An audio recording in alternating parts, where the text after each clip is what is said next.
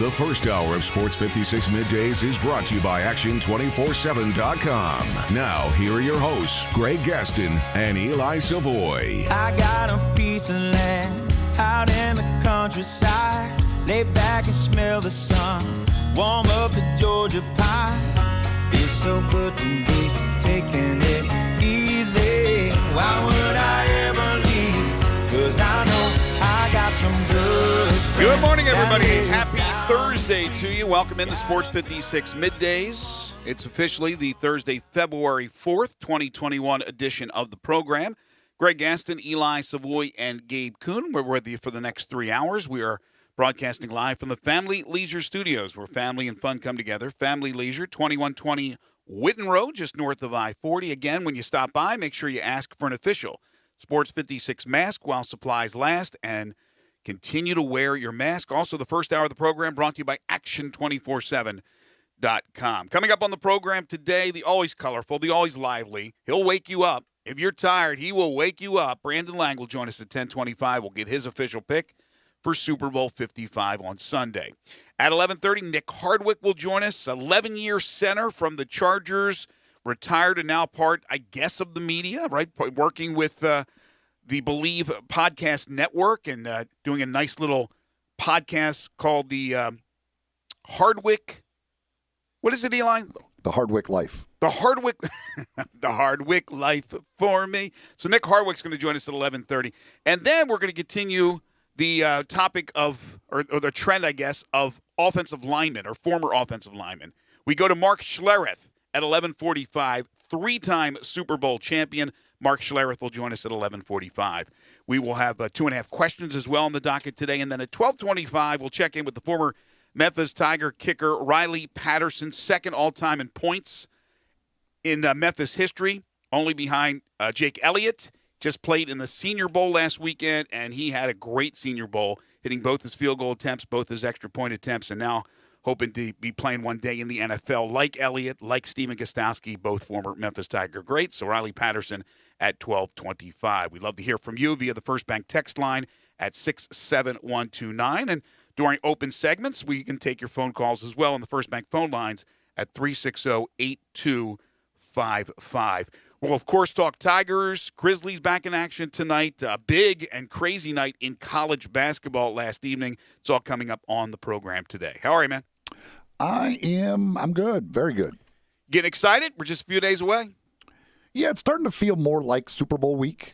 Early in the week, it just didn't really kind of set in, didn't feel like it. Mm-hmm.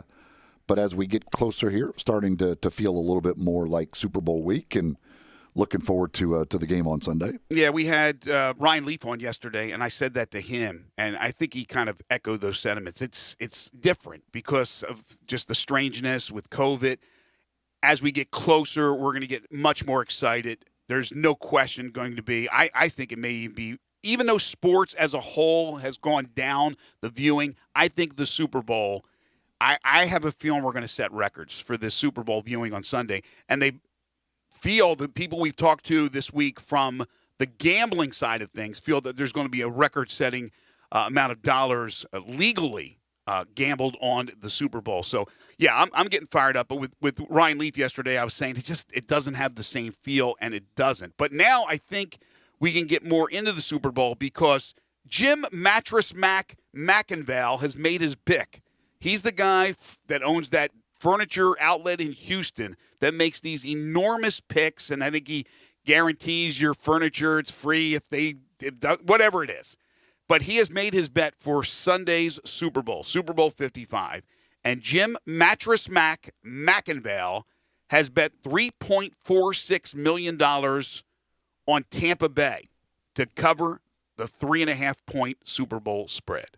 So you go. That's because there was another person last week who bet $2.3 million on Tampa Bay. So there's some massive bets out there on Tampa Bay. And as long as you have those massive bets on Tampa Bay, the line isn't going anywhere. It's staying where it's at. It has not fluctuated. 2.5, I think, is what it originally started at some books and moved up to 3. And now I see some books at 3.5, but some also at 3. So you're not going to get 4 or anything higher if you're taking Kansas City and laying the points. I don't. I mean, obviously, I don't know who the guy is that bet the $2.3 million, and I know, Mattress Mac certainly has plenty of money, and I'm assuming the other guy who put $2.3 million has plenty of money. I just don't know that I could bet that amount, regardless of how much money I have. I don't know that I could bet that amount of money on a game, because to me, it would take that wouldn't be fun watching a game in which I have $3 million riding on it. Oh, gosh. I can't even make a substantial bet, which is nothing even in the atmosphere close to what he's doing. It's not even in the same universe. But even a significant bet, to me, a few $100s would give me agita watching the game. I don't want to do that. I want to have fun, bet a few props, maybe bet the game straight up, maybe not. Maybe bet the over-under, maybe not. But I am not going to put some significant amount of money, which to me is the equivalent for a guy like that betting that kind of money. I'm not going to do that. I don't want to feel anxious the whole time and not enjoy it. This is what I enjoy. I've covered a lot of Super Bowls. You've covered more than me. When I'm not at the Super Bowl, I'm usually at a Super Bowl party. That's not going to happen this time around. So it's going to be a little bit different, but yet I don't want to be where I'm not feeling good. My stomach is churning because a bet I made may be going the wrong way. I mean, there is something to be said for having a little action on a game to make it a little more fun, to give you a reason to root for a team or something to happen. But I can't imagine watching a game knowing that basically it's a $6 million swing. Either I'm losing $3 million or making $3 million. I can't imagine. I don't care how much money you have. That can't be enjoyable. You'd just be going crazy watching that, I would think. So I don't know. But good for Mattress Mac. Good for whoever the other person is that made the $2.3 million bet on Tampa Bay. I would say good luck to them, but I don't want them to win, quite honestly, because I'm going to bet on Kansas City. Well, it is, like you said, it's not for me to bet that money. Again, it's not even comparable to what he's betting. But for me, what would be a significant bet, I'm just not going to do it. Even though I think Kansas City will win, I think the line's a little low. I think that's the play. I'm just not going to bet a lot of money because I want to enjoy it. I want to have fun and enjoy this game. And like I said, not be anxious and nervous the whole time and not be able to enjoy what is one of the great sporting events every year in our country. I will say this. If Tampa does cover, they better win the game. My worst possible outcome is a Kansas City winning by 1 or 2. Because you can't even enjoy the storyline of Tom Brady? No. And then you would lose the money too? No, I don't care about storylines. See, I like the storyline. I've got I do a pool every year where we pick teams, and I have Tampa Bay in that. But that's just for the winner. That has nothing to do with the line. That's just the winner of the game. So that there I do have a financial consideration if Tampa does win the game at least. But I can't have Kansas City win by 1 or 2. That would be that's my least. That will hit me from both sides. That's a right and a left. So you're not quite in a win-win because I'm assuming that the money amount will not be the same on each way. But you have covered yourself where even if Tampa wins the game, you're winning money from one thing, and if Kansas City wins the game, you're winning money from another thing. If Kansas City covers. If they win and cover. Right? I could bet them on the money line if I want to and do it both. Make sure you hedge your bet. Both ways. But Tampa, I didn't think Tampa was going to get to this point anyway. So, and the pool we do it as a draft, and I had the 7th pick. I had the 7th and 8th picks and was able to get Tampa there. So. So I'm on house money anyway as far as that is concerned. Well, good for you. We'll talk much more about Super Bowl 55 with the always colorful Brandon Lang. That'll be coming up in about 15 minutes or so. Last night on the hardwood, the Tigers made it a sweep of UCF. They win 75-61 to improve to 11-6, 7-3 in the conference. They're sitting in 3rd right now in the American, a game behind Wichita State. Remember, they beat Wichita State by 20, and they'll still play another game in Wichita, Kansas, coming up relatively soon. And last night was doubly good for Memphis because Houston somehow lost to East Carolina. The number 5 team in the nation, the Cougars, could not hit the side of a barn, 82-73. But getting back to the Tigers win, this one compared to what happened on Monday was ugly. Monday was Picasso-esque for the Tigers, and that's saying something. Last night, not so much, but they still win by 14. Landers Nolly II's been shooting the ball really well. He had a double-double, 18, 10 rebounds, 3 blocks. DJ Jeffries off the bench contributed 11, 4 rebounds, 2 assists. And Alex Lomax, he seems to have found a rhythm now, coming off the bench, 8 points, 6 assists, 2 steals. Boogie Ellis starting for a second straight game, did some good things as well early on. But the Tigers were not hitting the threes last night for the first time in 6 games. 3 of 13 from 3, yet so much more talented than UCF, and they've been reeling, the Knights have, and the Tigers win it, going away by 14 points. Yeah, I'll give UCF credit because I thought early in that game when the Tigers jumped on them, they could easily just fold up shop and be ready to go home. But at least they did battle back and stayed in this game. The Tigers actually, they didn't make the threes, but they 72% from the free throw line. I'll take that. Mm-hmm. That's a heck of a day for the free throw line for the Tigers, who are one of the worst free throw shooting teams in the country. It's interesting. You look at the bench of the Tigers, the 5 guys off the bench, Dandridge, Jeffries, Lomax, Ball, and Hardaway, all were in a double-digit plus-minus. So this was a bench game. Those guys absolutely dominated the battle when they were out there on the floor. It was another one of those games, although the Tigers didn't play as sharply as they did the other day, you felt that they were never in trouble, that this was going to be another W. They took care of business. Jordan Nesbitt didn't come in the end or anything, right? I didn't see him in the box score, so we didn't see the newcomer Jordan Nesbitt. We saw him for a few minutes on Monday night. There was some drama at the end for folks who bet the game. If you bet the game, you had a little drama there at the end, but the Tigers pulled out the cover as well. What was the number?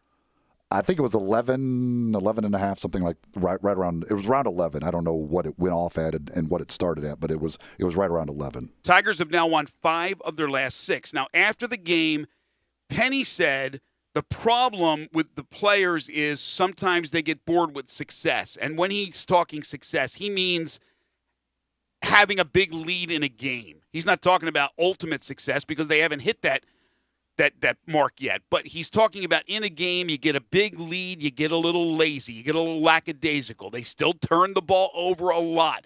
You still have, for everything that Alex Lomax does well, he still throws a half-court alley-oop pass or does something like that, and he's not the only one.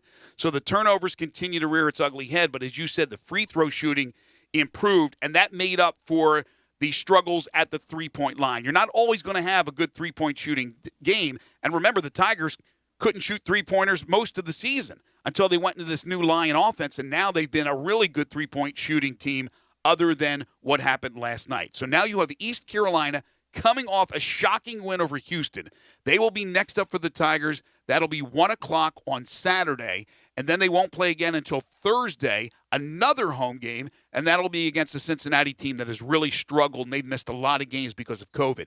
Then you go to Houston, then you go to Wichita State. So right now, 5 of 6 they've won. They're playing well.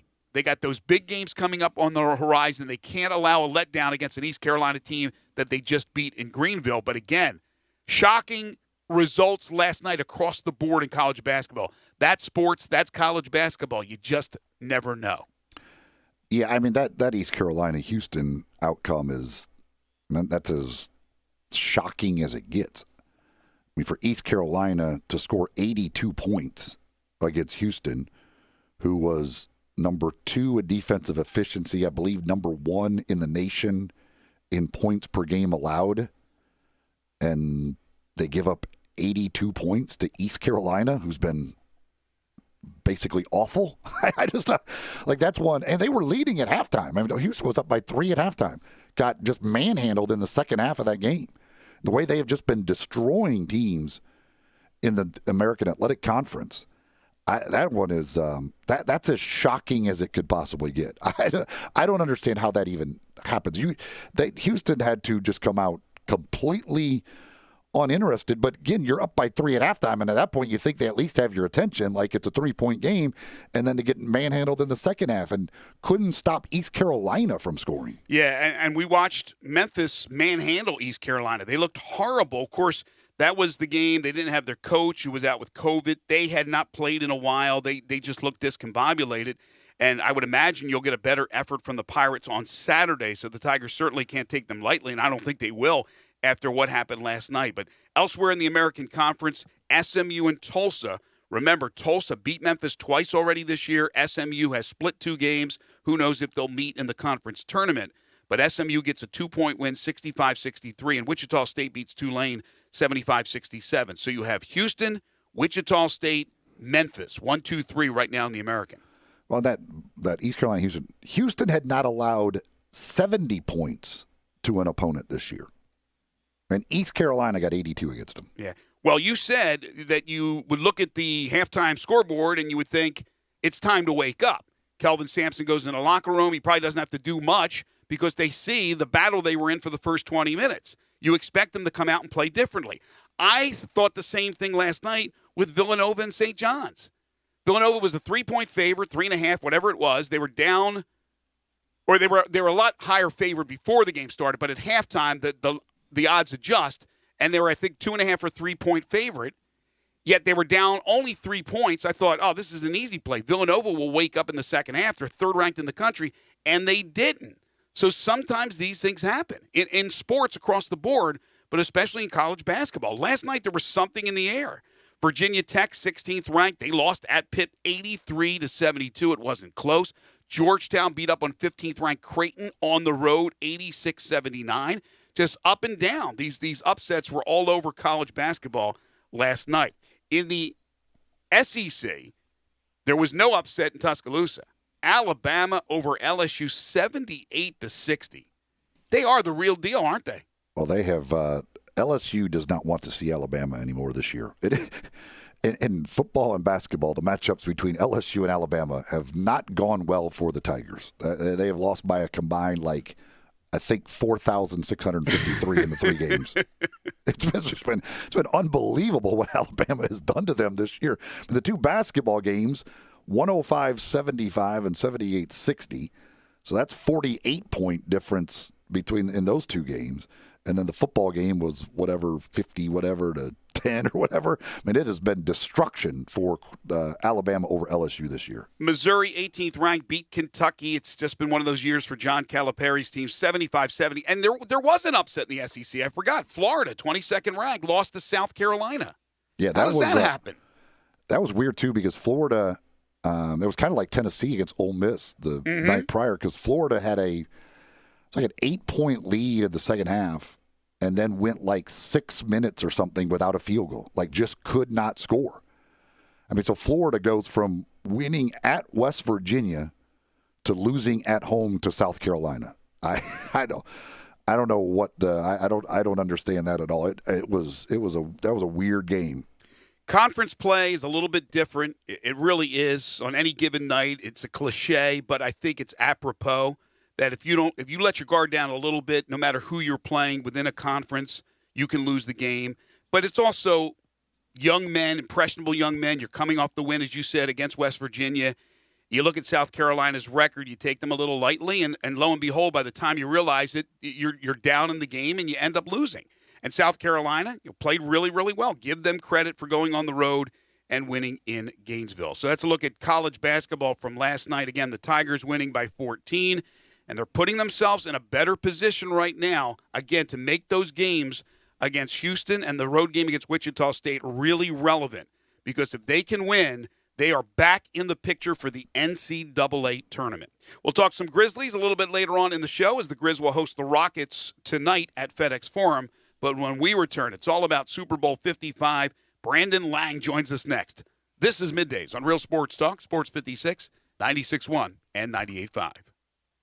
Listen online anywhere, anytime at sports56whbq.com. I know the sweetest thing in Memphis, and I know it's been around for 115 years. You know, I'm talking about Dinstall's, and it's time to stock up heavy on Cashew Crunch, Heavenly Crunch, Turtlettes, all of your favorite Dinstall's treats. So easy to get. The sweetest thing in Memphis, all you have to do is head to Laurelwood or head to Germantown and Poplar right across from the hospital, or go where they make the candies. That's on Pleasant View. There's nothing that says Memphis better than Cashew Crunch with that little tinge of coconut, or the Turtlettes. Let's face it, there's nothing better than Dinstall's chocolate. That's the mainstay of all candies, isn't it? Milk chocolate, although their dark chocolate is pretty darn good. And if you get the peppermint with the dark chocolate and put it in the freezer, you're going to love it. So many ways to love Dinstall's. Stock up heavy on all of your favorite Dinstall's treats. 115 years of making Memphis oh so sweet. You don't think about a lawyer until something goes wrong. When that happens, let attorney Stephen Leffler fight for you and your family. You don't leave the house in the morning expecting an accident, but it happens every day. A car wreck, you slip and fall, or you get accused of a crime and find yourself fighting for your reputation. Stephen Leffler has been fighting for you for over 35 years. Don't do it alone. Let Stephen Leffler fight your battles for you. Call Stephen Leffler, 901-527-8830, or go to LefflerLaw.com. Here to fight for you and your loved ones. This is a job alert. If you're looking for work, this will interest you, whether you're looking for full-time, part-time, or even something temporary if you've been recently furloughed. Text 107-JOB to 49330. That's 107-JOB to 49330. Office work available now in a clean office environment with all COVID precautions taken. Text 107-JOB to 49330 and someone will be in touch about these job opportunities available now. Text 107-JOB to 49330. Uncorked flavor, Corky's barbecue. Corky's is your home for authentic Memphis barbecue. Our dining rooms are open, or stop by our speedy drive-thru. Order your party packs today, starting at only $5.99 per person. The folks at Homer Skelton Hyundai want to say thank you. Thank you, Memphis, for another spectacular year. They set records, but I can understand why. You think about the product. Where else do you get a 10-year, 100,000-mile limited powertrain warranty? That's what you get on every new car at Homer Skelton Hyundai. Oh, and thank you again for the 11th straight year, the #1 certified pre-owned car dealership in all of Memphis. It starts with that product, but then it goes to the shopper assurance. Where else do you go where you get transparent pricing, flexible test drive, take the car for a couple of days if you want, streamlined buying process? You're not going to be there all day, in and out. And then, and I have not seen this anywhere else, the 3-day worry-free exchange. You buy a new car, if you've got any buyer's remorse,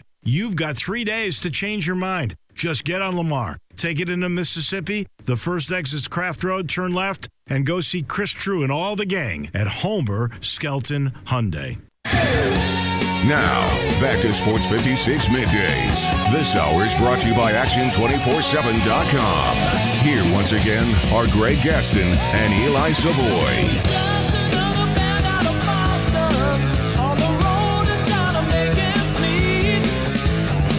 Welcome back, everybody. Two quick things before we bring Brandon on. Number one, Jerry Palmer joins us every Wednesday, does the bracketology updates Monday and Friday at CBSSports.com. I'll be curious to see what he does on Friday with Villanova. But Joe Lunardi, who also does his bracketology, he has dropped Villanova from a 1 seed, Eli, and has moved up Alabama into a 1 seed position. Alabama, who I believe, if I'm not mistaken, was picked 10th or 5th. In Missouri and Alabama were picked very low, fairly low, in the preseason rankings for the SEC. And one was 5 and one was 10. I forget which one was 5. But either way. I think Missouri might have been 10th. I don't know that for sure. Okay, so Alabama was probably 5th. But again, nowhere near 1. And now you're talking about a number 1 overall seed. Not the number 1 overall seed, but a first seed.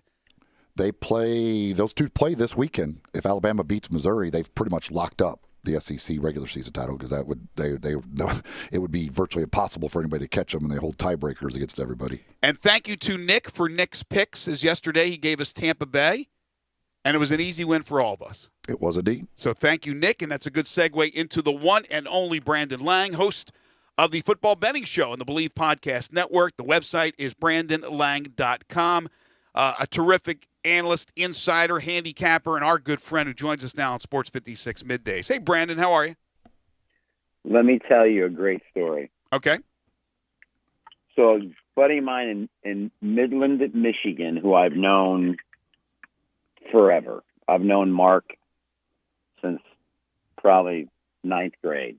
So you're talking 45 years. And he just one of my very, very, very dear friends. And out of nowhere, he texted me yesterday. This was the text I got. You're going to love this. He goes, "Any good bets on hoop for tonight? I get to bet legally on a game for the first time in my life tonight. Laugh out loud." So I go to him, so I'm on fire in college basketball.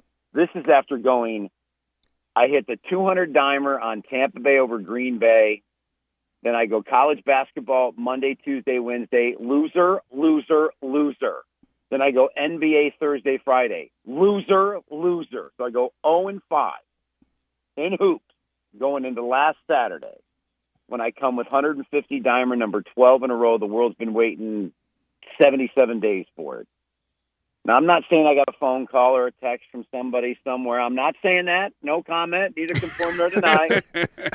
I'm not saying Friday sometime I got a text saying something. I'm not. But all I'm saying to you is this. Over 100 college basketball games last Saturday. Major conferences, SEC versus Big 12, great lineup, great matchups, and I go to Akron minus 4.5 over Ball State.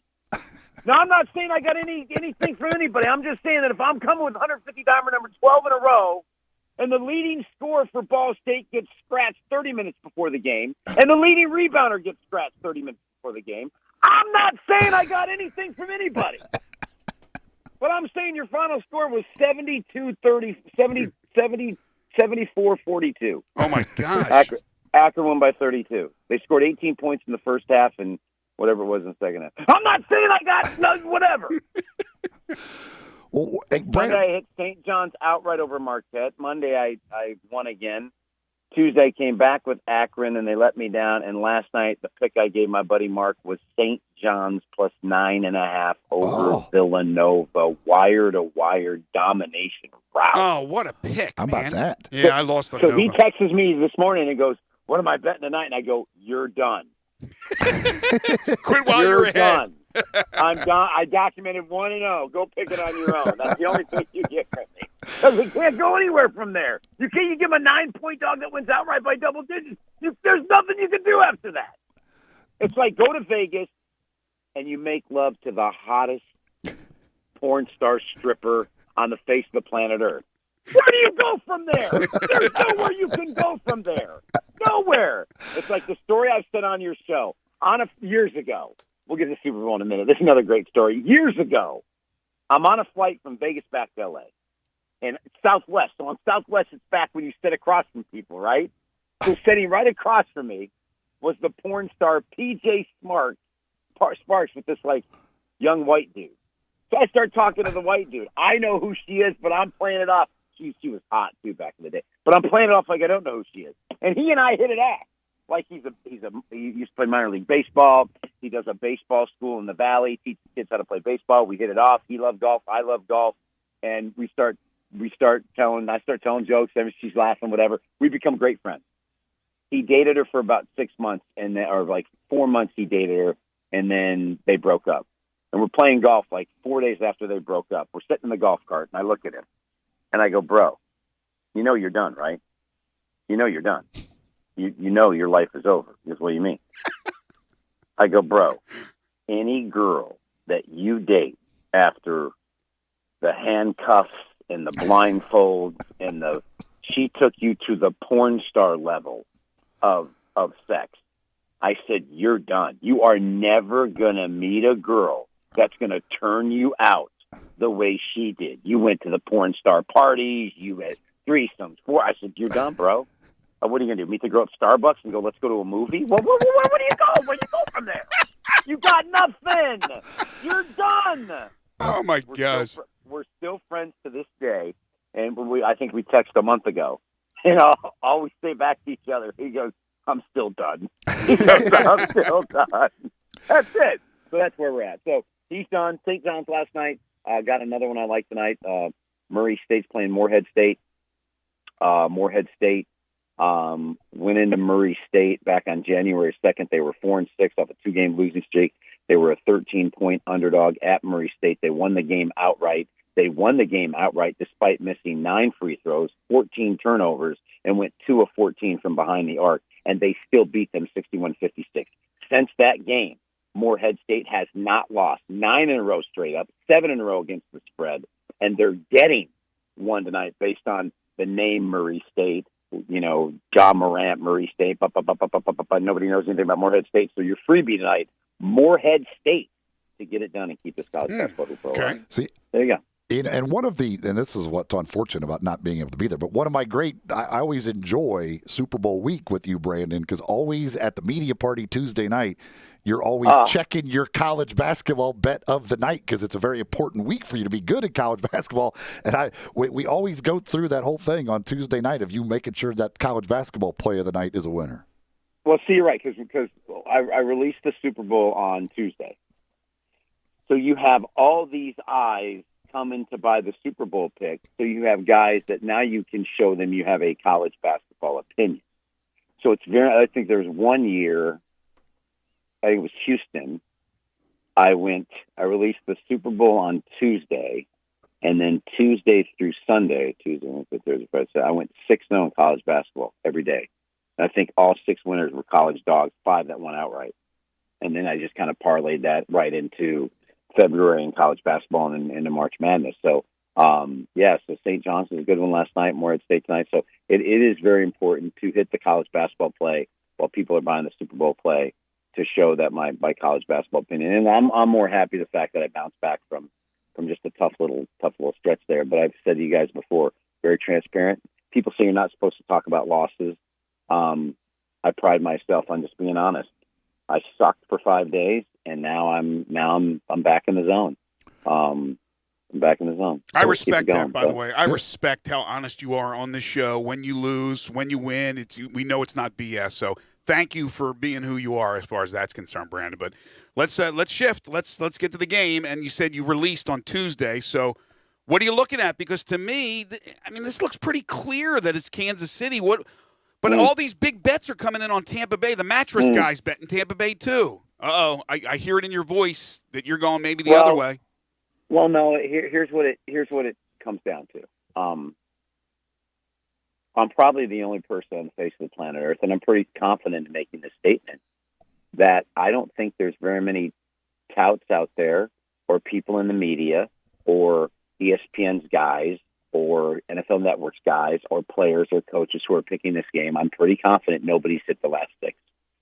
I am. I'm pretty confident that to go through the minefield of going 6-0 in the last 6 Super Bowls, incredible. Had to get lucky with the Malcolm Butler interception when I had New England over Seattle.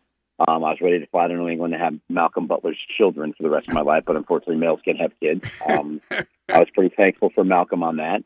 The next year was pretty easy. Denver's defense versus Cam Newton. The next year needed Kyle Shanahan to completely freeze when they got down there up 8. Julio Jones made a great catch up the right sideline. It was 1st and 10. They ran it on 1st down, lost 2 yards. 2nd and 12 from the 25. He panicked and threw. He had the sack, the holding penalty, which forced the punt. He just runs twice, whether they gain a yard or lose a yard or not. They run 2 more times. It's a 46-yard field goal to basically put them up 11 in game, set, and match. Got lucky there coming back from 28-3. Next year was pretty easy. It was essentially Philadelphia getting more than a field goal against the worst defense that Belichick brought to the Super Bowl. He had a lot of people on New England in that game. Philadelphia won the game outright. But then again, if you remember that game, I got lucky. It was 4th and 2.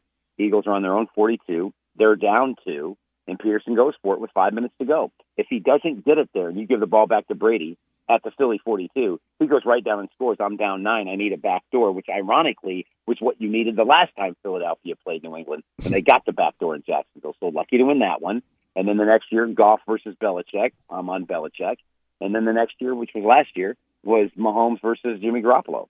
and I just said I'm gonna back Mahomes. I don't think Garoppolo could play a perfect game for 60 minutes, and he didn't. So that's where we're at, going for 7 in a row and trying to get to 26-3. And people say, "What's your like?" I was at Radio Row yesterday, and it was dead. 12 stations there. It was just no energy. Tables, masks. They served a Caesar salad in a little plastic container with no meat on it. That was our lunch. I just said, I'm out of here. I just was like, you know what? I'm out of here like a fat girl at dodgeball, and I just said it was time to go. So when you love that line, don't you? Feel free to use it. So it's one of my best lines. Gabe just stared at me. Gabe just stared at me through the glass. Like, did he just say that? Yeah. Out of here like a fat girl in dodgeball. That's nothing against. I played dodgeball as a kid. There were some girls that were chunky, and they're the first person to get out. There's nothing against them. Just you shouldn't be playing dodgeball. But anyway, so check it out. I was asked on Radio Row yesterday, is there a system you have or something you do that's made you so good at picking this game? And you know what it is? I trust the matchup in the game that's going to determine the game. And then I've answered correctly to what the answer to that question is. So let me take you back to the Patriots when they were 18-0 and they faced the Giants. Because this game reminds me of that game from this standpoint. I said for 2 weeks, the Giants are going to shock the world and they are going to win the game outright because they're going to get pressure on Brady. That defensive line in that regular season game to end the season hit Brady 20 times. Never sacked him, but they hit him 20 times. That means they were getting there. They just couldn't sack him. And I said that D-line dominated the offensive line of the Patriots. And I said 2 weeks to prepare. They're going to get there, and they're going to give Brady some problems, and they're going to dominate. And I'm going to go with the Giants plus the points. And that's this Super Bowl comes down to one thing and one thing only. Brady's not going to have a great game. He doesn't have great games in Super Bowl. He has great moments or great runs, fourth quarter against Atlanta, fourth quarter against Seattle. The only game he's played where he's been great the whole game was the Eagles Super Bowl when he threw for 500 yards, and they lost that game. But if you look at his Super Bowl performances, well, early on, he wasn't that great against Philadelphia. McNabb was terrible. He was okay against Carolina. That was probably his best game when they got in a shootout after a 0-0 first quarter. But how many times has Brady led a touchdown drive in the first quarter of the 9 Super Bowls with the Patriots? None. The GOAT has never scored a touchdown in the first quarter of a Super Bowl. None. Let me say it again. He never scored a first quarter touchdown in any of the 9 Super Bowls that he played for the Patriots. This is the GOAT. 1 field goal in 9 Super Bowls in the first quarter. He doesn't play great in Super Bowls. He manages the game well. He doesn't lose the game. But when Tom Brady went to the Super Bowl with the greatest team of all time, he figured out a way to lose it, or his team did. So let's work off the fact that Brady will have moments. Look at the second half against Green Bay. Mm-hmm. He did everything he could to lose that game. Why? Because Green Bay got pressure. So Tom Brady's going to be average. Trust me, at 43 years old, he's going to be average. He's going to need his defense to win him the game like they did against the Saints, like they did against the Packers. And therein is the matchup that determines this Super Bowl. If you think the offensive line without Fisher, side note, sidebar, Your Honor, 27-1 with Fisher in the lineup their last 28 games, 3-3 without him. Your Honor, I present the case that if you feel the defensive line of the Bucs is going to dominate that offensive line of the Chiefs, you must find Tampa Bay not guilty. Now, if you think that Mahomes, if you think Andy Reid's going to game plan, go with more RPO, go with the short passing game, because he knows he can't 5-step drop Mahomes, and the enemy's like, we're going to have to attack him in this manner because our offensive line, we can't do this to Patrick, then you play Kansas City. Because when Rodgers had time, he had guys wide open. As bad as shot put 15-yard thrower Drew Brees was, he had guys open. And that's what it comes down to. If you think that Tampa Bay D-line, which played great against the Saints, played great against Green Bay, if they're going to have their way, Tampa Bay's going to win the Super Bowl and Tom Brady gets his 7th ring.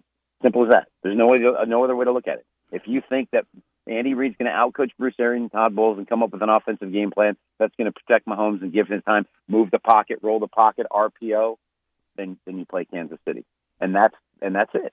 And you trust what you feel is going to happen, and you roll the dice in that manner. Is there a prop or two that you really like? Yeah. Last year I isolated the running back Williams. I think his catches were 3.5. He got 7. His rush yards were like 54. I went over. I crushed it with him. This year, I'm isolating on Hardman. I firmly believe that Todd Bowles in the second half of their first meeting doubled Tyreek Hill and doubled Kelsey. I think he's going to try to take both of them out of the game. I really do. And that's going to free up Hardman. Hardman's catches for the game are 2.5. Get all over that. I for some reason, my gut tells me Hardman's going to have a game or have the ability to have a game. In the first meeting, if you remember, they were up 17-0, first and goal at the 8, sack fumble. It was 27-10. They got the stop, and then they were on their own 8-yard line, and Mahomes hit Hardman for 85 yards and a touchdown, and he dropped it. They punted. Tampa scored 27-17. Then the Chiefs went on a drive, went right down to the Tampa Bay 31, and had 3 holding penalties in 4 plays, and ended up having to punt. And then Brady went and scored, and then Chiefs took the ball and said, "Okay, we got to pick up 2 first downs to win the game." And they picked up 2 first downs to win the game. So it was weird. But Hardman, they doubled Tyreek, they doubled Kelsey. Hardman was open in the fourth quarter of that game. So his catches are 2.5, and his receiving yards are 25.5. To go over 25.5 receiving yards and go over 2.5 catches, I think you're getting incredible value. Because I think they're going to have to focus him. It's funny because McCole Hardman is, and I already put like a little bet on it. He is my super long shot MVP candidate. Oh, what are the odds? Because I think he could return a punt for a touchdown too. That's what I'm hoping. If he returns a punt for a touchdown that has a big game receiving, he could steal the MVP award. Dude, we're in the champagne room. She looked right at you and said, "Listen, let's go to your hotel right now." We're on the same page right there. We're there. And she said that. She said, "I'm not going to charge you $1." We're on the same page with Hardman. We're right there. I absolutely. I've already put it in at plus 5,000 for him to win the MVP. Plus 5,000? Yes, I've already bet it. I put 200 on it. I put 200 on it. Oh Pays my 50 gosh! Grand. Pays 50 grand. Why not? Wow. 50 grand. Listen, 50 grand. I'm taking a private jet coming to Memphis, and we're going to go dark for 4 days. Dark. I mean, dark. Just tell your wife I kidnapped you, and we're going 0 dark 30, and we're going stealth at night with the helicopter, and we found Bin Laden upstairs in the little tent, whatever. But great movie, by the way. Oh my gosh! All right, man. So for in this COVID world, for the Super Bowl, what are you doing? Just kicking it at home? No. So I'm at my boy Ted Treba, who played on tour, 3-time All-American at Ohio State, 2-time winner on tour. He's played a few champion events trying to get on. Wait, Treba won here in Memphis. Yes, he did. He did. He won in Memphis, Ted Treba. I've never lost a Super Bowl when I've been with Ted. I'm 9-0. I've never lost. So we'll play a little golf on Saturday and Sunday, and Kelly will make her chili, and we'll sit and watch the game in his house and just chill. Last Super Bowl I lost, I was with my wife. And I have not lost a Super Bowl since, and I get away from my wife. So I get as far away from her as possible. I love her, but well, listen. the last Super Bowl I lost was Seattle-Denver. I've lost 3. I lost Indy Saints when I had the Saints, and for some reason I didn't want Jim Irsay to know I went against his Colts. That was the first one I lost. The second one I lost was Pittsburgh-Green Bay. I had Pittsburgh plus 3.5, and Green Bay kicked a covering field goal with 1:23 after picking up a 3rd and 12 from their own 20 with 5 minutes to go. Don't get me started on that one. And I really felt that was, I should have won those 2. The only one where the only Super Bowl where I blatantly was on the wrong side was Denver-Seattle. First play of the game. Ancient history. Ancient history. Yeah, I know. But listen, the funny thing about that is when they snapped it by Peyton Manning, and he was going back to fall on it in the end zone for the safety, all 11 Seattle players were on top of him, and I said, their defense is too fast. All 11. You remember the play. They snapped it, and they're all 11. And you knew that was over. So I'm in Orlando, play some golf, pull it in, BrandonLang.com, number 7 in a row, and some more great prop bets as well. And knock on wood that I come on your show next Thursday smiling, happy that I made the right choice. Have you done if I lose, go ahead. Have you done the podcast yet for this week? Yes, it's done. Okay. It's up and running. Again, I always got to say, Rated R, under 18, must be accompanied by parent and guardian. Let's make sure we throw that. Have fun, enjoy it. Hopefully another win. And like you said, we'll be back, or you'll be back Thursday with us to discuss what happened in Super Bowl 55. Thank you, Brandon. Yes, sir. Thanks, guys. Take care. All right, so I learned a lot today from Brandon Lang. I like what he said about McCole Hardman, and that's my guy. That's my long shot MVP for this game. Need a punt return touchdown. That's what I need out of him. Now, he gave his pick Tuesday on his site, I guess, so he obviously didn't give the pick. He just told us, and I think he was very intelligent in the way he broke it down. If you like this, you go with them. If you like this, you go with them. In other words, he left it up to us. But what is this pick? Have you seen it? Have you been on the site? I have not. I mean, he's not going to give out the pick for free. I mean, that's a big week for people to pay for his pick. I understand that. I understand that's why he did that. But, it's just between you and me and Gabe and a few people that. I have not gone and looked at his pick yet. Okay. I have a feeling I know what his pick is, but I have not gone and looked at it. If you want to take advantage of the picks that Brandon gives you, you can. Like, what was the gal tonight? Morehead State, as a matter of fact. Morehead State +1. You could do that at Action 24/7. Also, we had Tina Hodges on yesterday from Action 24/7, and she talked about the deals they've got going on, specials every single day this week. Today, the deal is in honor of Patrick Mahomes. You make a $15 bet on the Super Bowl today, they'll give you a $15 free bet. Just make any $15 bet on the Super Bowl, and they're going to give you a $15 free bet. That's a pretty good deal. Can't hurt yourself there. That's a risk-free $15 bet on anything you want as far as the Super Bowl is concerned. This weekend, they're going to be giving you deposit bonuses for all users, and that you could take advantage of that as well. So they've got stuff going on all week long at Action 24/7.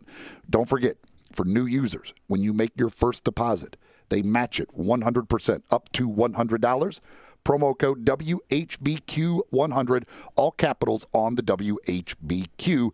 That is how you get that. They'll match that deposit up to $100 at Action 24/7. The Grizzlies play tonight, and the All-Star game is going to happen after all. We'll discuss when we return. This is Middays on Real Sports Talk, Sports 56, 96.1, and 98.5.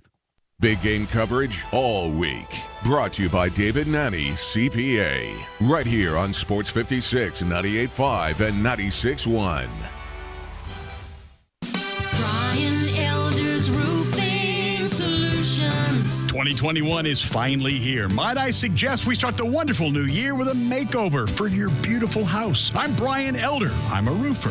I fix roofs. Don't let them tell you that it has to be replaced when all it may need is some love. 867-0303. Let me love on your roof. I've made quite the reputation over the last decade as the guy to call after the insurance company denies the claim. Overturning a claim that has gone bad is an art form where you argue county code, manufacturer specs, and details of your policy that they have to abide by. So let me see it first. If I say it's a claim, it's a claim. 867-0303. Money is free at Brian Elder Roofing with 0% financing for half a decade. I'll measure your roof from outer space and get you a quote right over the phone. 867-0303 or BrianElderRoofing.com. Call 867-0303. Brian Elder's Roofing Solutions. You hear the phrase all day, every day. In these uncertain times this, in these uncertain times that. Well, in these uncertain times, one thing I know for certain, you want you some Central Barbecue. Central Barbecue is open for you to dine in or carry out, online orders and curbside pickup. And another thing you could be certain about is this. We are doing everything in our power to keep you and our staff safe. You can be sure that everyone working at any Central Barbecue is following every safety protocol there is, and they'll encourage you to do the same. Come on in and get some Central Barbecue. And yes, your face covering is probably going to end up with some sauce on it. A small price to pay for safety. Carmen's startup found an angel investor, but now they're asking for a miracle from her development team. Hello, this is Carmen. That's exciting news. I guess we could launch early. It's time to hire.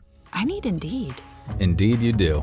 The moment you sponsor a job on Indeed, you get a short list of quality candidates from our resume database. Indeed delivers 2.5 times more hires than the other branded job sites combined, according to Breezy HR 2019. Visit Indeed.com/credit and get a $75 credit for your first job post. Terms and conditions apply. Sunday, it's Super Bowl 55 as the Tampa Bay Buccaneers play the Kansas City Chiefs. This is Kevin Harlan. Join me, Kurt Warner, and the rest of our Westwood One crew. Patrick Mahomes and the Chiefs are looking for back-to-back titles. Tom Brady in his record 10th Super Bowl leads the Buccaneers. If it's Super Bowl 55, it's right here on Sports 56, 98.5, and 96.1.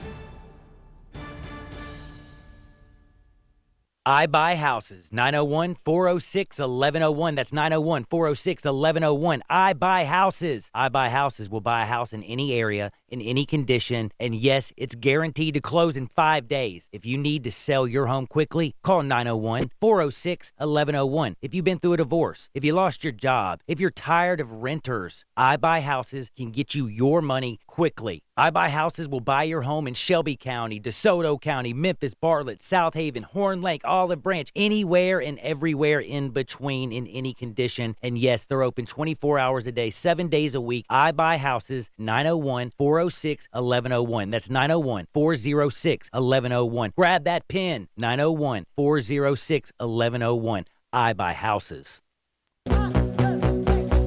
Now, back to Sports 56 Middays. This hour is brought to you by Action247.com. Here once again are Greg Gaston and Eli Savoy. All I need is a TV show, that and the radio. Welcome back, everybody. Final segment here in hour number one. The NBA and the NBA Players Association have agreed to host the All-Star Game on March 7th in Atlanta. It's going to be a one-day thing where they're going to have a slam dunk contest, three-point competition. Where was the original All-Star Game slated for this year? Indianapolis. So they canceled that, and then all of a sudden they put their best minds together to come up with playing a game on March 7th. It doesn't make much sense to me. And they're playing it in Atlanta, of all places. Enjoy the hot wings. Yeah, De'Aaron Fox came out and said it's stupid. It really doesn't make sense for the league who just clamped down on all these protocols and everything else for everybody. And told their players, like, when you're on the road, you literally can't leave your hotel room.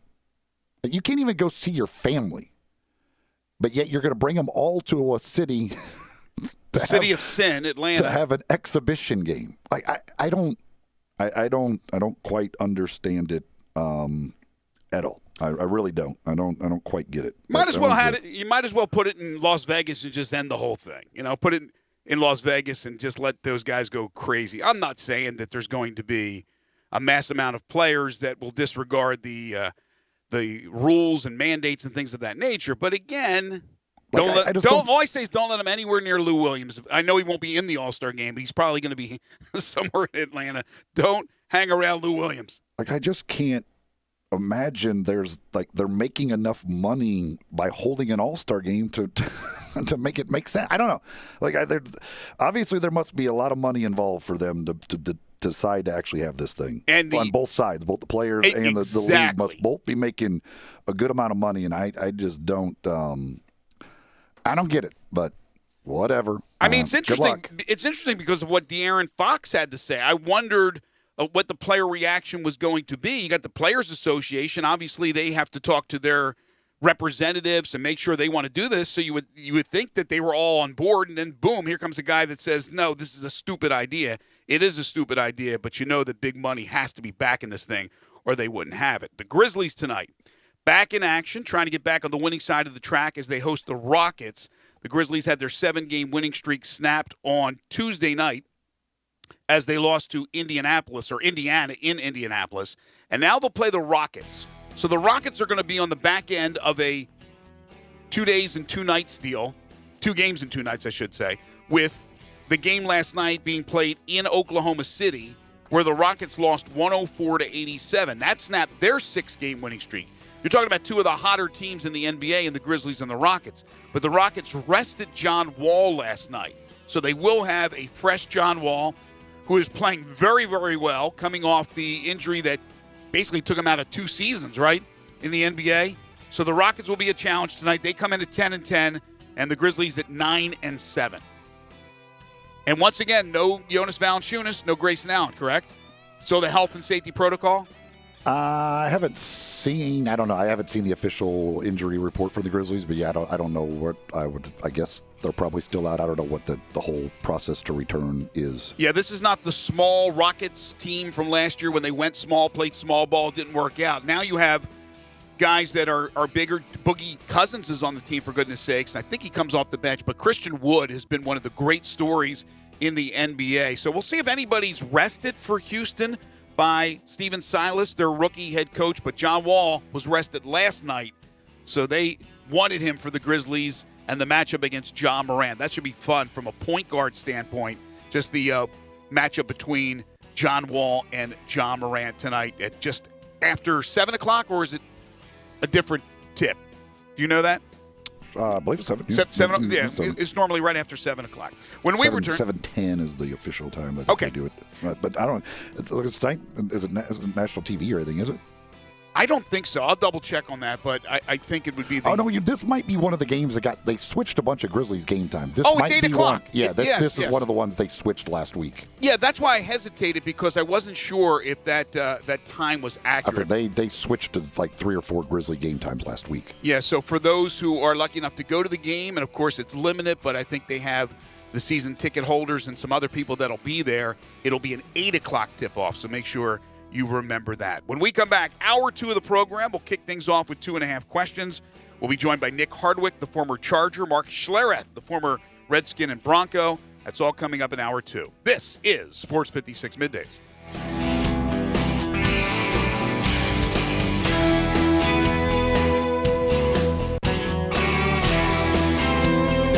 The folks at Homer Skelton Hyundai want to say thank you. Thank you, Memphis, for another spectacular year. They set records, but I can understand why. You think about the product. Where else do you get a 10-year, 100,000-mile limited powertrain warranty? That's what you get on every new car at Homer Skelton Hyundai. Oh, and thank you again for the 11th straight year, the #1 certified pre-owned car dealership in all of Memphis. It starts with that product, but then it goes to the shopper assurance. Where else do you go where you get transparent pricing, flexible test drive, take the car for a couple of days if you want, streamlined buying process? You're not going to be there all day, in and out. And then, and I have not seen this anywhere else, the 3-day worry-free exchange. You buy a new car, if you've got any buyer's remorse, you've got 3 days to change your mind. Just get on Lamar, take it into Mississippi, the first exit's Craft Road, turn left, and go see Chris True and all the gang at Homer Skelton Hyundai.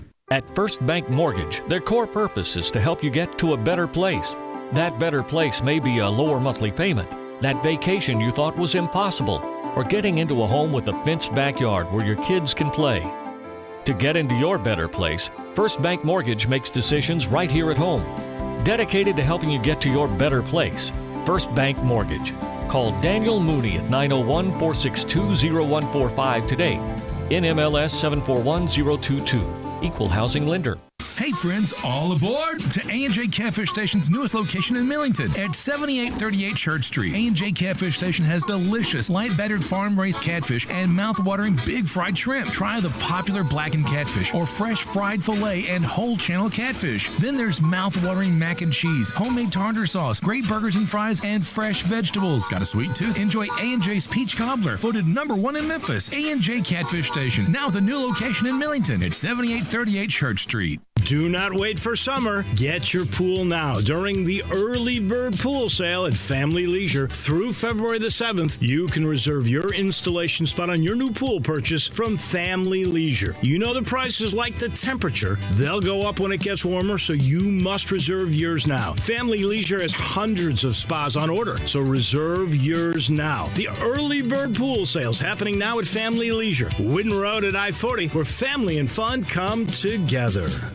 Do you know one of the best things you can do for your employees or family's health? Provide Arctic Clear bottled water. Arctic Clear bottled water is your locally owned and operated bottled water provider. Arctic Clear is 100% natural spring water with free delivery and setup, dependable service, and no long-term contracts. What an easy choice. Call Jeff Manus today, 901-382-2363, or visit arctic-clear.com. Arctic Clear bottled water. Call now, 382-2363. That's 382-2363.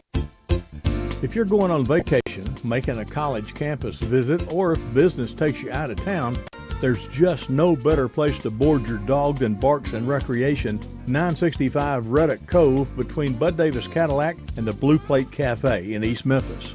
Boarding, daycare, grooming, we have the best of everything at Barks. Indoor-outdoor kennels so your family member can go in and out as they please. Indoor and outdoor play areas. 4 walks a day.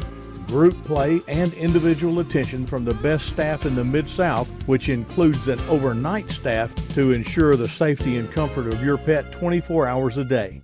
All reasons to choose Barks and Recreation above all other boarding and daycare facilities. BarksDaycare.com or 509-0909. Check us out and make your reservations now at BarksDaycare.com. If your dog could speak, he'd say Barks.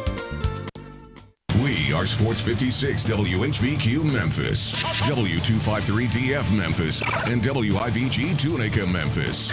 Flynn Broadcasting Stations.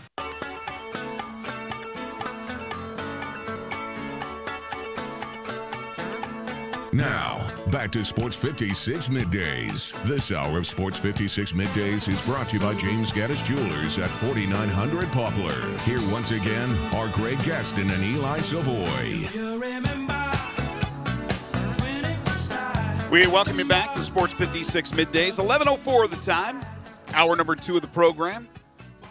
It is the Thursday, February 4th, 2021 edition of Sports 56 Middays. Greg Gaston, Eli Savoy, and Gabe Kuhn gathered once again together in the Family Leisure Studios, where family and fun come together. Family Leisure, 2120 Whitten Road, just north of I-40. And James Gaddis Jewelers is the second-hour sponsor of Sports 56 Middays. 4900 Poplar Avenue, between Mendenhall and St. Elmo in the heart of East Memphis, on the web at GaddisJewelers.com. You can call them at 901-767-9648.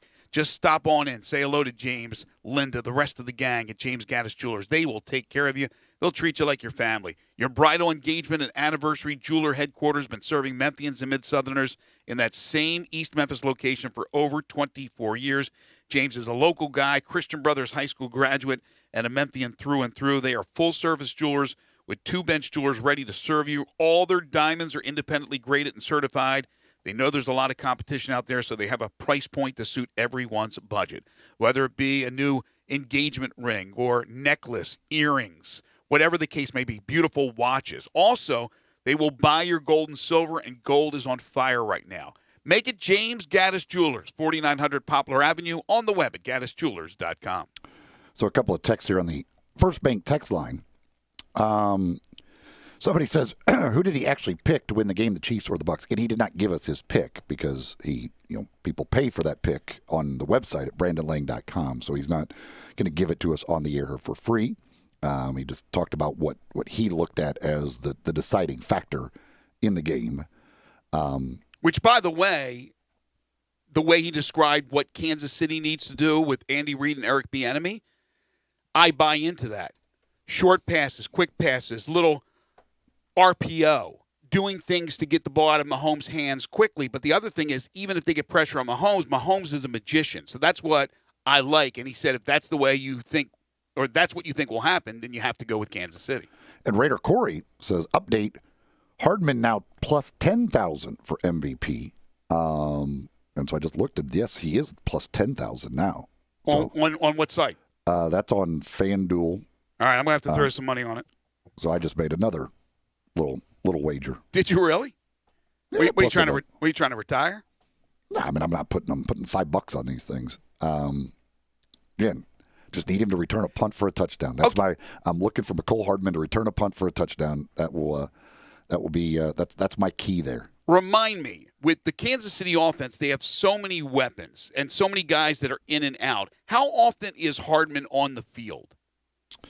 Well, the one thing that, and I bet this is probably why his odds have gone up, is because it looks like Sammy Watkins is going to play. So it kind of depends. I mean, like Hardman last week, or the championship game, after he fumbled the punt, then they threw that first touchdown pass to him.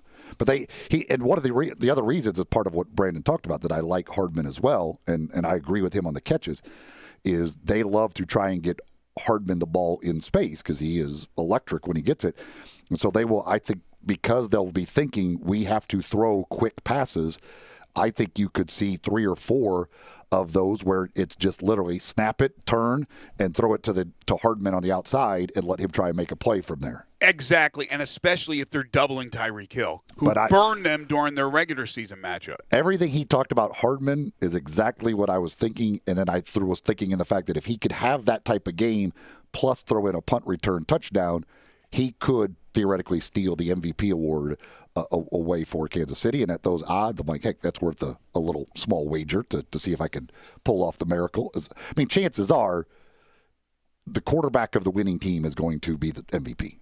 The odds would indicate it's probably going to be the quarterback of the winning team, especially with these two quarterbacks. But if somebody does something in special teams, something like that, I think that's where you could, or some defensive guy ends up with like a pick 6 or something like that. I mean, that's where you might be able to steal it away theoretically.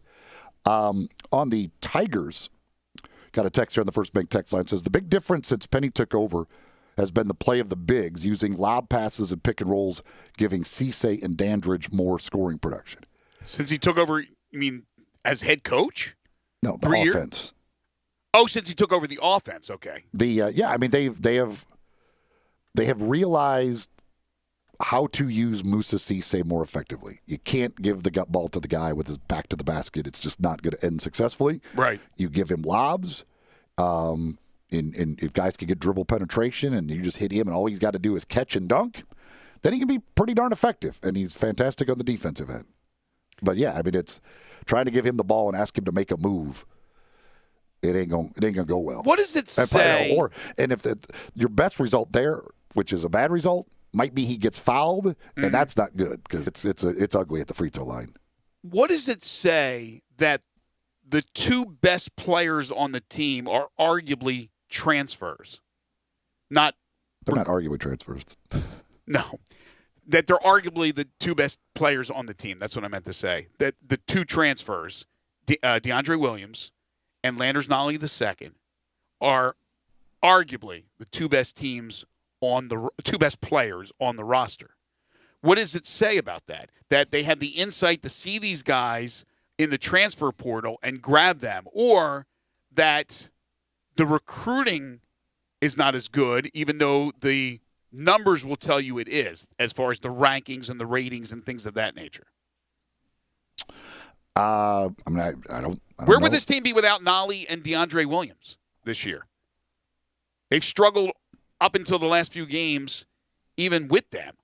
If they didn't have those 2 guys, and you're talking about guys who were there last year, who are returning. Now, I still think overall Lester Quinones may be the best all-around player, but offensively you have games where he's knocking down some threes and scoring double digits, and other games where he's not doing much offensively. But he is a lockdown defender and has really helped the team in that sense. Boogie's been Boogie. You'll have some good games, and a lot of games you just scratch your head. DJ Jeffries had a nice performance yesterday off the bench, but he hasn't been close to as good as advertised. Cisse, we've seen those moments when he can dominate, but we've also seen those moments where he's been dominated or is just not – he shouldn't be in the game, and Penny understands that and doesn't have him in the game. They go with a smaller lineup.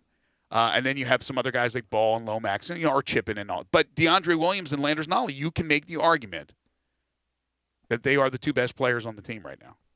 Yeah, absolutely. I think as far as consistency goes, they probably are. You kind of know what you're getting out of those 2 guys. Yeah.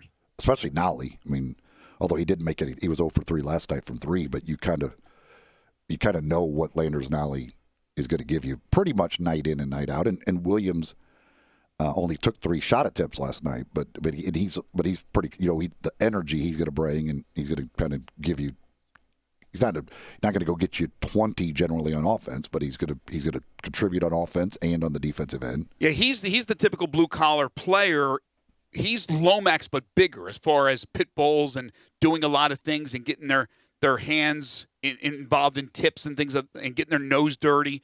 He's the bigger version. He does a lot of that stuff. Nolley, you mentioned no threes, but he goes for 18 and then gets himself 10 rebounds and 3 blocks.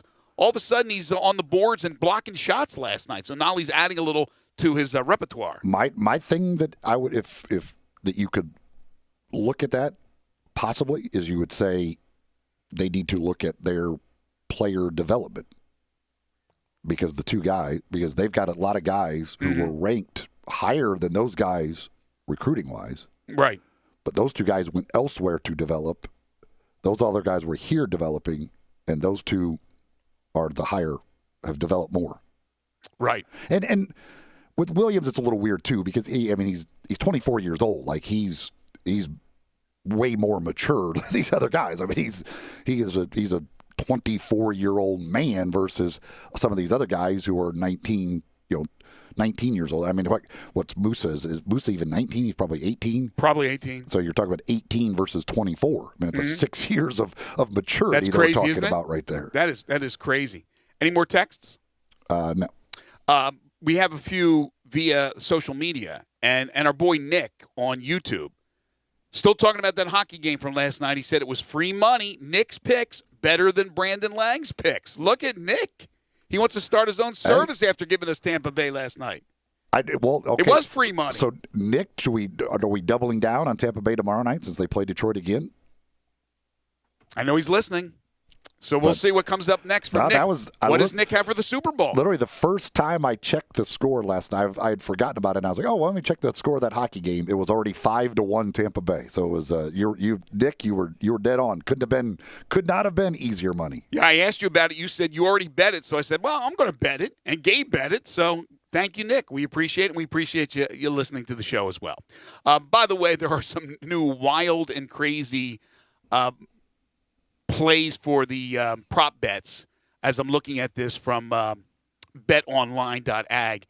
We had who was the gentleman that joined us earlier in the week? Dave Mason. Yeah, Dave Mason was fantastic, by the way. So he talks about how they really think outside the box for these prop bets.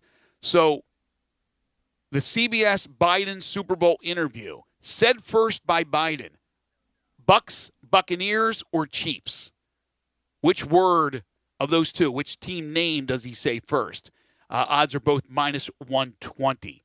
CBS Biden Super Bowl interview. Word said first by Biden. Pandemic, unity, healing, impeach. Impeach, I don't think he's going to say. I don't think so. Pandemic is even money, by the way. The Super Bowl interview length, over under 229.5 seconds. So I got to do some calculation here to figure out, okay, how many minutes is that? Will Joe Biden call to congratulate the winning coach? Yes is a minus 450. No is a plus 275. Do you think he's really going to call the coach? I think he probably will. Could very well. I don't want to say probably will, but very well could. Is that a tradition? Is that going on? I know some presidents have done that. I don't know if that's like a tradition to do so. But anyway, you can check out all those interesting prop bets on betonline.ag. Time now for 2.5 questions. Who, what, where, when, how, and why? Questions start with these. Step right up and answer all my questions, if you please. I'm just a normal kid, like you, except that I ask questions. And because I'm brave enough to ask questions, I come under scrutiny. Asking all them questions. Why you asking all them questions? Now here is a question for you. What does the fuck say? I'm dying.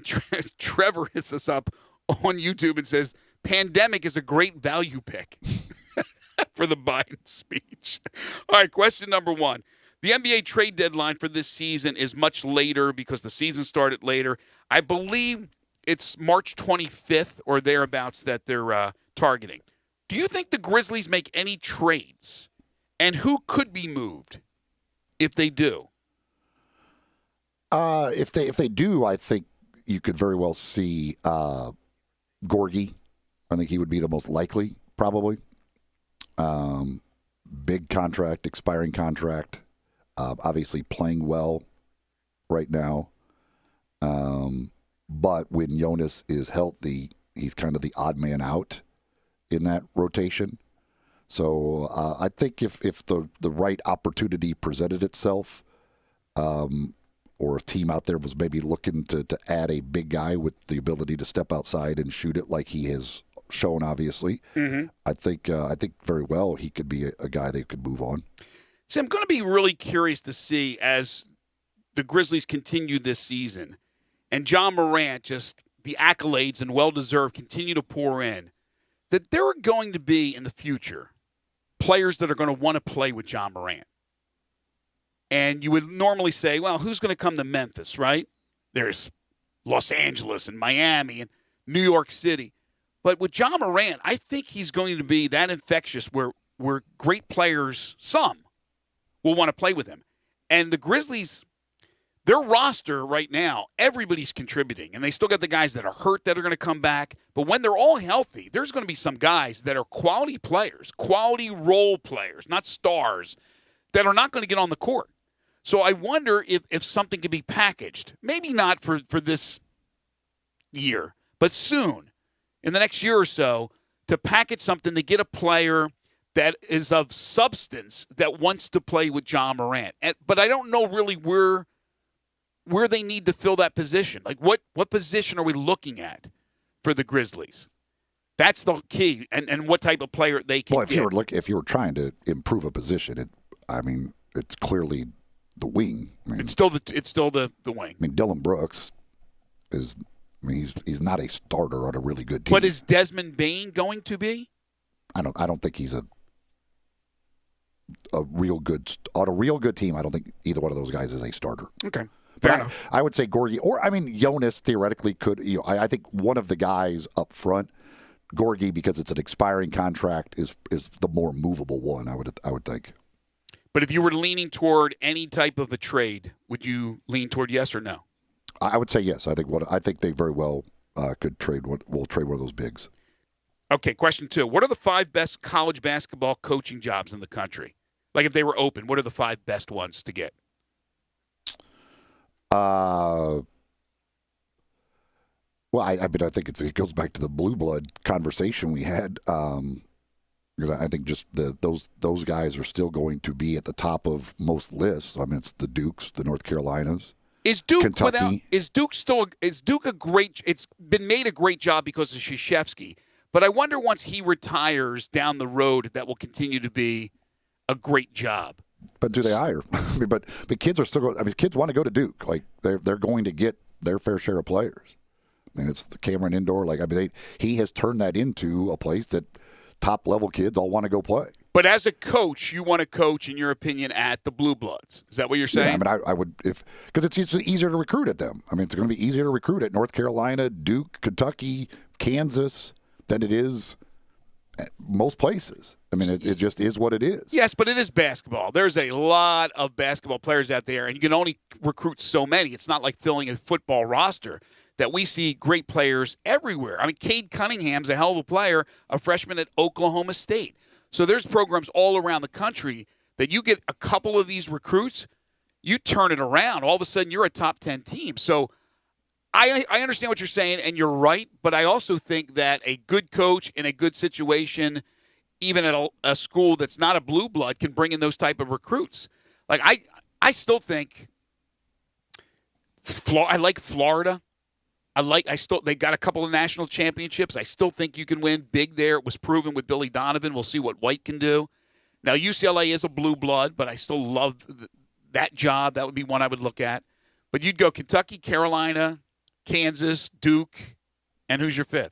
Probably UCLA. I mean, okay. It's just Yeah, can you win at other places? Yeah, but where is it easier to win? Well, those guys, you're going to get in the door with any recruit when you come with the Duke or North Carolina or Kansas or Kentucky logo on your shirt. You get to talk to every one of them. No question, but you can do it at Villanova. You can win at Michigan State. I'm not saying you can't win there, but you asked me what the best jobs are, the ones that you automatically are going to win pretty much. Right. Okay. But I'm thinking outside the box with a coach that as long as the money is good, I'm also looking at the quality of life for my family. Where is it located? If you're not a big fan of the cold weather and dealing with that, you may want to go somewhere south or somewhere out in California, Southern California, just things of that nature. I'm always taking into consideration when thinking about the job. All right, final question. Rank the top 5, speaking of coaches, rank the top 5 American coaches on this year's performance to date. Top 5 coaches in the American to date. And I know you love the job that the interim coach is doing at Wichita State. You've mentioned that before. Obviously, I mean, I don't think you can I mean, despite maybe should I change after the last night's games? I mean, Kelvin Sampson has to be number one. It has to be, right? I mean, you lose a fantastic player and still just continue to win at a very high level and have that team in the top 5 before last night, obviously. So I would say he would have to be number one. The Wichita State coach, by the way, Isaac Brown, is was he named permanent or is he still interim? No, he's interim. Okay. I would think that there's a good chance that he would end up getting that job permanently. I would say, let me see, what's the standings right now? I don't even know what you have Houston, Wichita State, Memphis. I'm doing this off the top of my head. I want to say SMU is ahead of Tulsa. They beat them last night. It's basically those teams. And then after that, I mean, UCF got the win over Florida State and over Auburn, but they have struggled since with Johnny Dawkins. Temple has missed a bunch of games. They have Aaron McKee. East Carolina has the great upset from last night. They haven't done anything other than that. And then you have Tulane, their coach, the former Georgia State coach. Ron Hunter. I think they've been disappointing, to be honest with you. I thought they would be better. I would go Sampson, Brown, Haith, it's got to be Penny, right? He hasn't he moved himself into? I mean, Penny, Jankovic, probably one way or the other. Yeah, I mean, I just think Penny. 3 weeks ago, you wouldn't put him in the top 5. I don't think. But the way he is taking control of this offense and they're playing much better, I think he's moved himself into that position. Is this based on this year, or are you talking about just their stay? No, at just the school? this year to this point. Oh, just this year. Just okay. this year. This year. Because I was going to say, I mean, if we're going based on past, Johnny Dawkins has been solid. Yeah, no, it's just but this year. No. And they had the 2 really good wins early on. But I think there's no question Isaac Brown, the hand he was dealt after Marshall was kicked out of there, he's got to be up there. Even though Memphis beat him by 20, it's still overall they're second place right now. And there's no question, as Eli said, Sampson's won. So it comes down to where are you going to put Penny, Haith, and Jankovic, in my opinion. And Haith's beaten Penny twice. And Tulsa doesn't have much of anything. I watched them last night. Tulsa's team is terrible. Exactly. I mean, they shouldn't win games. Exactly. I don't. The fact that they're beating that they should never beat Memphis twice. Absolutely. Roster to roster shouldn't even be close. Yeah, I like what you're saying, and then I'd put Penny 4th, Jankovic 5, but like you said, I guess you could switcheroo them. They split the 2 games already this season. I mean, Memphis has a much more talented roster, I think, than SMU. So, I mean, that's another way to look at it. Absolutely right. All right, when we return, we continue to count down to Super Bowl 55, back-to-back guests. Nick Hardwick will join us in just a few moments, and then Mark Schlereth as we talk Kansas City and Tampa Bay in Super Bowl 55. This is Middays on Real Sports Talk, Sports 56, 96.1, and 98.5. Find it, man. Find it. Basketball has met its match. It's Sports 56 mornings with your assist kings, Cade and Sane. Bringing you the best alley-oops of informative sports talk. Great guests, calls and texts, prize giveaways, and more. Looking for a new home? Trying to sell your old home? Call Rule Smith of RE/MAX Experts for all your real estate needs. Buying or selling, you need a real estate expert like Rule Smith, 901-304-7827. Rule Smith is licensed in Tennessee with a decade of experience in the greater Memphis area. He knows the ins and outs of buying and selling a home, and he makes it easy for you. Count on Rule Smith's honest, no-nonsense approach to get the home you want, the home you need, and the home you can count on. Whether it's your first home, your next home, or your dream home, call real estate professional Rule Smith, 901-304-7827. That's 304-7827. Visit yourgermantownagent.com today. Again, yourgermantownagent.com. Call Rule Smith's cell phone today, 901-304-7827, or call the RE/MAX Experts office at 901-685-6000, and let Rule Smith rule your real estate needs. This is a job alert. If you're looking for work, this will interest you. Whether you're looking for full-time, part-time, or even something temporary if you've been recently furloughed, text 107-JOB to 49330.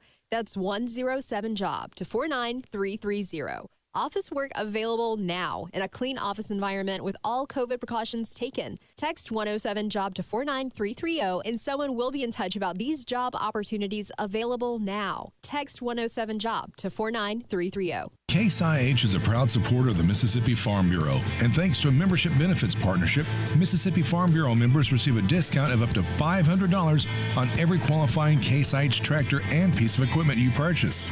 This discount may be used with other promotions, rebates, or offers. So join Mid-South Ag Equipment and the Mississippi Farm Bureau and pocket up to $500 in savings. Call Mid-South Ag at 662-890-3141 to get your discount today. Brian Elder's Roofing Solutions. 2021 is finally here. Might I suggest we start the wonderful new year with a makeover for your beautiful house. I'm Brian Elder. I'm a roofer.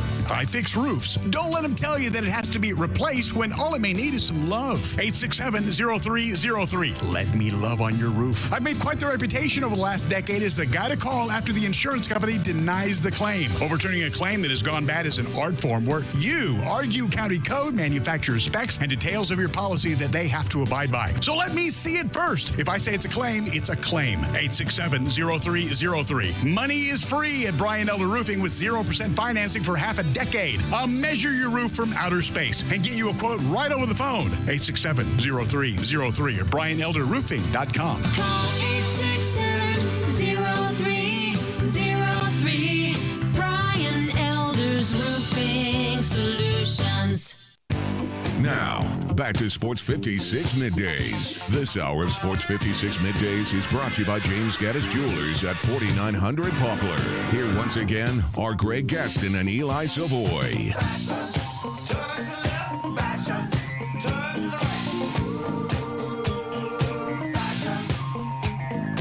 Welcome back, everybody. 11:30 the time here on Sports 56 Middays. Time to get in-depth into our Super Bowl conversation. And it's brought to you by David Nanny, CPA, all our big game coverage. The NFL is coming to an end. Pitchers and catchers are soon to report, at least we hope.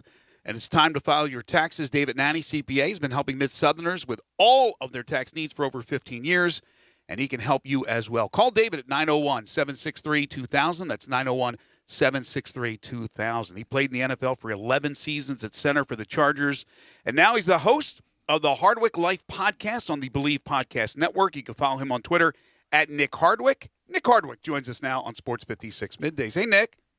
Hey, guys. Great to hear from you. And I got to tell you, it's a very exciting weekend, obviously, with the Super Bowl. But then when you say football's winding down, I'm also a little bit heartbroken and realize that we're probably going to head into a 2-week deep, dark depression and trying to figure out what to do with our life. That is for sure. We don't have the XFL right around the corner this year. No AAF, no XFL, none of that. I mean, somebody start something up, would you? I thought didn't the Rock buy the XFL or the AFF or whatever? Yeah, he did. He bought the XFL. Get to work, Rock. It's like you're doing something on a daily basis. Yeah, exactly. Come on. Yeah, he's doing nothing in his life, that guy. So he's really got nothing going on. Are you as surprised as most people are? Other guests that we have on, we asked the same question that, wow, they got through this whole season. They had no cancellations. They're getting ready for the big game on Sunday, and they've done this through all the hardship and the heartache of COVID-19.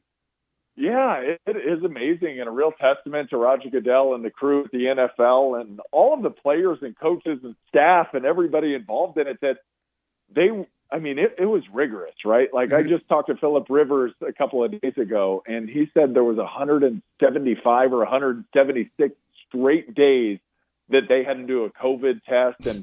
But you think about all that, your kids go to school, and he's got 9 of them, and everybody's got kids running around, wives that interact with each other, and family members that come in and want to watch games, and you got friends and everything. It's like, I don't know how some of them kept it together and were able to play. And I know there were games where some of the stars were out, but more or less, I thought the NFL did a fabulous job handling it. And it's just their mindset's different than other organizations where you watch NCAA football and basketball and they're canceling all the time, and basketball games are canceled, hockey games are canceled, and the NFL, just the mindset is, no, we're doing this, we're going to get this accomplished, and we'll figure it out. And if we have to, next man up.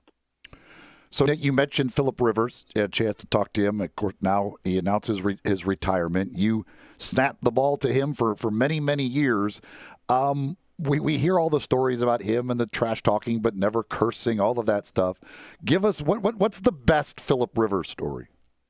Oh, there's so many good Phillip Rivers stories. And, you know, it's funny from the outside, like a lot of people, the media puts a slant on it, like big media, not local media, but big media puts a slant on Phil. And he really did play the heel in the NFL ever since 2008, the game against the Denver Broncos, and Jay Cutler and trash talking him. And then ever since then, it was like, oh, it's a bad guy. But when you know Phillip, and so many teammates that we had come from other teams and cities, and they came and they had that view of him because they had competed against him or they had seen how the media portrayed him.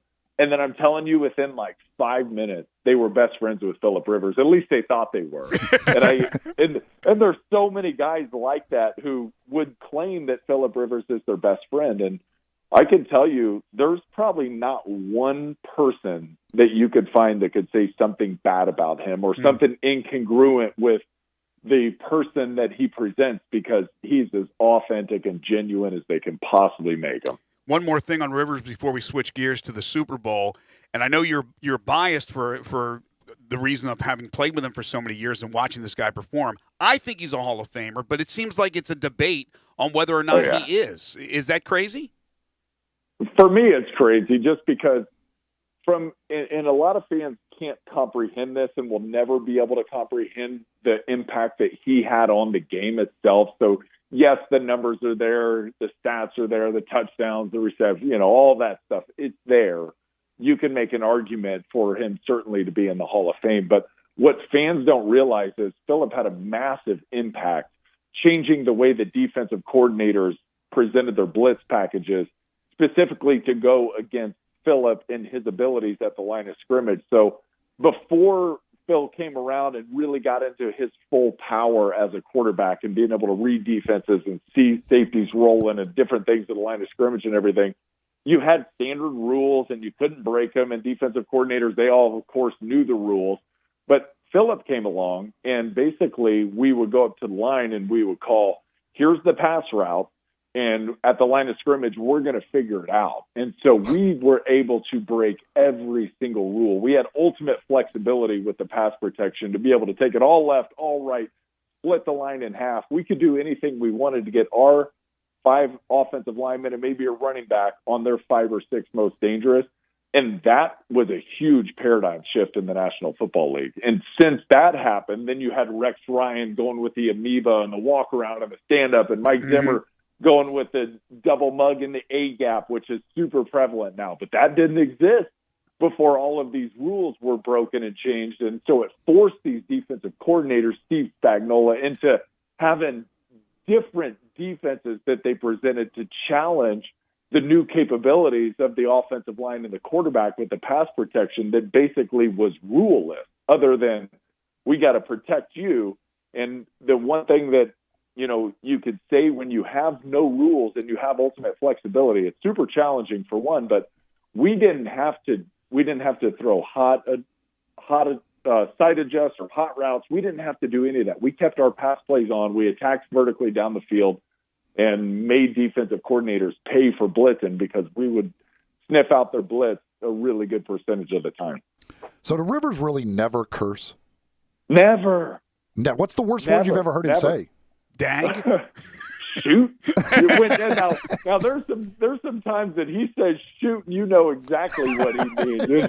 When he looks at you and you don't snap the ball and it's third and 13 or 2nd and 13 already, and we get a delay game and now it's 3rd and 18 in a division game in Indy, and he's like, Nick, give me the ball. And I said, sorry, I couldn't hear you. That didn't work. It's like super loud at the RCA Dome here in Indianapolis. And I said, just call the play, man. Just call the next play. And he looks at me and he's like, shoot.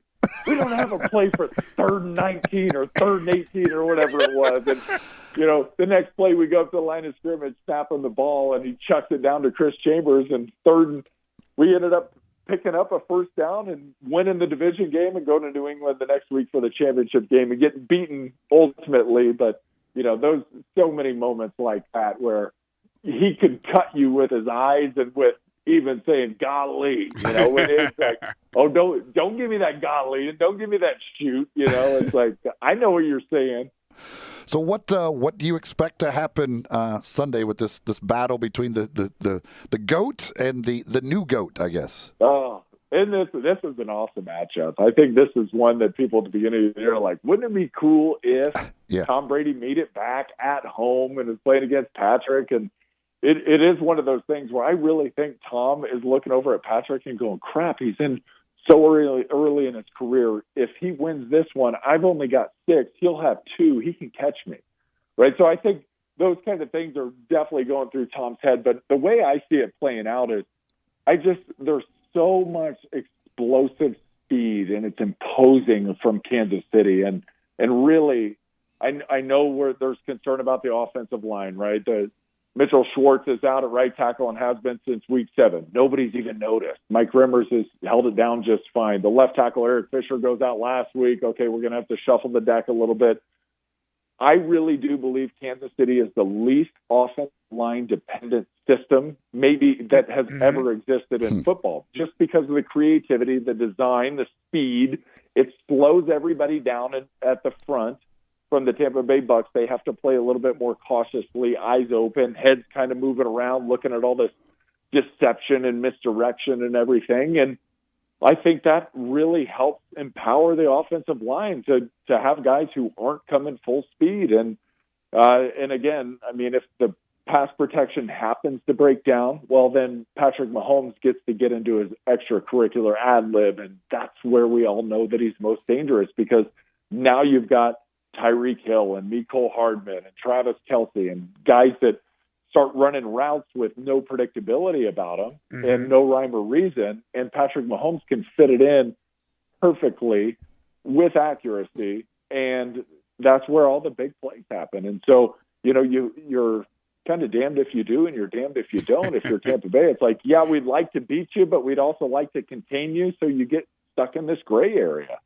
The podcast is called The Hardwick Life with Nick Hardwick. You can follow him on Twitter at Nick Hardwick, the former 11-year center in the National Football League with the Chargers. Nick, an absolute pleasure always to catch up with you. So, Nick, what is the Hardwick Life? Hardwick Life, it's just, it ended up being the website. It's hardwick.life. And the Hardwick Life basically is we focus on 4 things. It's family, fitness, food, and a little bit of football sprinkled in there. So what else is there? That I think I listed all of it. I guess I should probably throw faith in there somewhere, but that's it's the 4 F's that rule our life, and that's kind of what we do. Fantastic. That's awesome. Keep up the good work, Nick. Thank you so much for your time. Enjoy the game Sunday. All right. Thanks, guys. You too. Take care. From Nick Hardwick, the former center, we go to the former guard, Mark Schlereth. He joins us next. This is Sports 56 Middays on Real Sports Talk, Sports 56, 96.1 and 98.5. You have opinions? I think they got a lot of athletic ability. We want to hear them. Oh, absolutely. I agree with you. Call us on the First Bank phone line at 360-8255 or text us on the First Bank text line at 67129. At First Bank Mortgage, their core purpose is to help you get to a better place.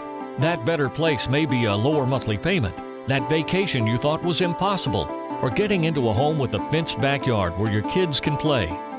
To get into your better place, First Bank Mortgage makes decisions right here at home. Dedicated to helping you get to your better place, First Bank Mortgage. Call Daniel Mooney at 901-462-0145 today. NMLS 741022. Equal housing lender. I Buy Houses, 901-406-1101. That's 901-406-1101. I Buy Houses. I Buy Houses will buy a house in any area, in any condition, and yes, it's guaranteed to close in 5 days. If you need to sell your home quickly, call 901-406-1101. If you've been through a divorce, if you lost your job, if you're tired of renters, I Buy Houses can get you your money quickly. I Buy Houses will buy your home in Shelby County, DeSoto County, Memphis, Bartlett, South Haven, Horn Lake, Olive Branch, anywhere and everywhere in between in any condition. And yes, they're open 24 hours a day, 7 days a week. I Buy Houses, 901-406-1101. That's 901-406-1101. Grab that pen, 901-406-1101. I Buy Houses. It's that time of year again. Time for the big game and time for taxes. David Nanny, CPA, can help you with both.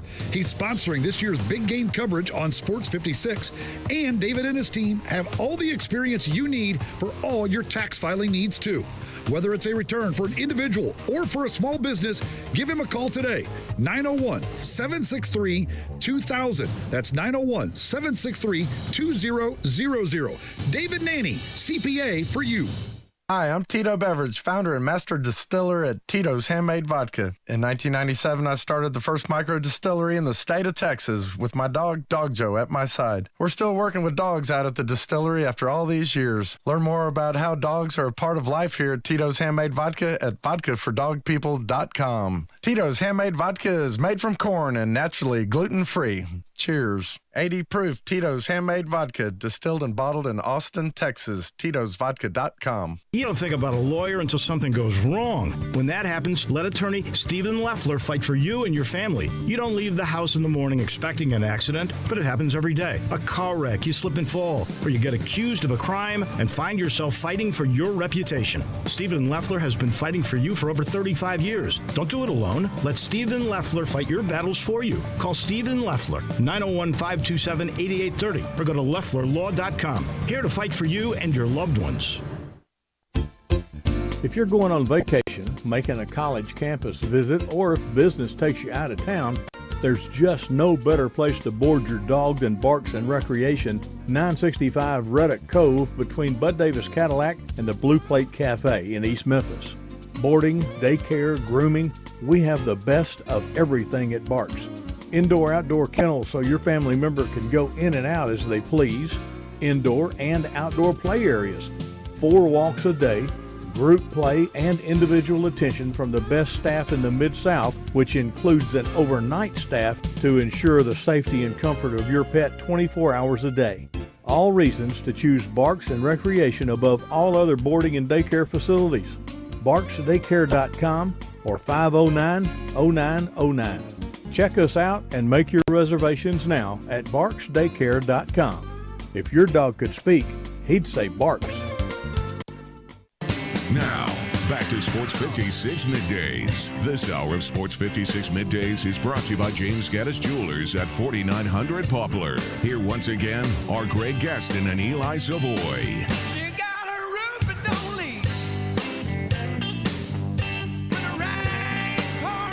Nothing like having a little action on the big game this Sunday, and you can do so legally in the state of Tennessee.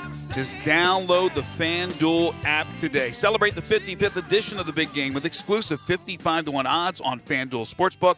If you've never tried FanDuel before, new users can bet on either team, get 55-1 odds when the Buccaneers meet the Chiefs. That's right, you can bet $5 and win $275 if you pick the winner of the big game on February 7th. It's easy to use, fast withdrawals, odds boosts, and specials. I still like the Chiefs, minus the 3 or 3.5. And the prop bets, how about this one? Patrick Mahomes, the first quarterback to throw a touchdown, it's minus 120. I think I'm going to go with that prop bet. It's easy, as I mentioned. Just download the FanDuel Sportsbook app. Use promo code GASMAN to get started. That's FanDuel Sportsbook, promo code GASMAN. Must be 21 or older, present in Tennessee, new users only. Must wager on designated boost market. Deposit is required. Max bonus $275. See full terms at sportsbook.fanduel.com for problem gambling support. Call 1-800-889-9789. As promised, it's always great to catch up during the Super Bowl time with Mark Schlereth, the 3-time Super Bowl champion, spent 12 years in the National Football League. He's a radio host. You catch him on Fox TV as a terrific NFL analyst. He's also the owner of StinkinGood.com, and he's here to not only talk about the big game on Sunday, but also to talk about pathogen solutions And we will bring on Mark right now. You can follow, by the way, Mark on Twitter at Mark Schlereth. He joins us now on Sports 56 Middays. Mark, how are you? I'm doing great. How are you? Fantastic. Great to catch up with you again. I think we did so last Super Bowl, and I know you got a lot of things going on in your life, which is fantastic. I know you're a busy guy. And first things first, I want to talk about what you've been talking about, probably with a lot of different media outlets, and this pathogen.com. And what's that all about? Yeah, Pathogen Solutions. So it's really about getting us back to normal. And, we're all used to wearing the mask now and washing our hands, right? And I don't know about you. I went to the Super Bowl last year as a fan, and I had an absolute blast just being at the Super Bowl. I was rooting for San Francisco, so I'm giving all the Kansas City Chiefs fans, I'm just giving them all kinds of grief. But just the connectivity, right? Being back in until, of course, they turned the tables on me, right? And with about about 6 minutes and a half left.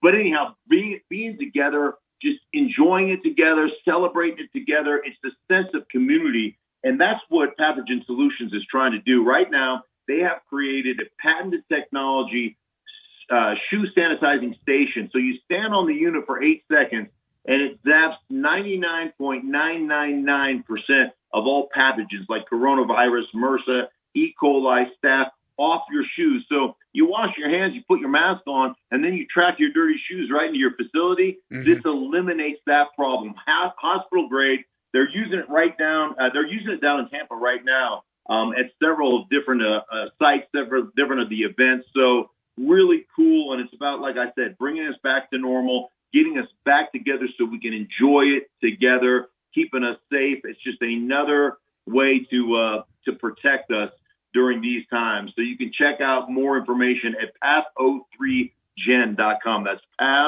path03gen.com. It's pretty amazing that here's a guy who played 12 years in the NFL and had 29 surgeries. It's a sport that's brutal, and you make it through. You sound great, Mark. You look great, and then all of a sudden we get this pandemic where, as you said, you better be distancing from people. You better be wearing your masks and doing things like Pathogen Solutions, because this is as deadly as we've seen. You make it through all that, and now you have to deal with this.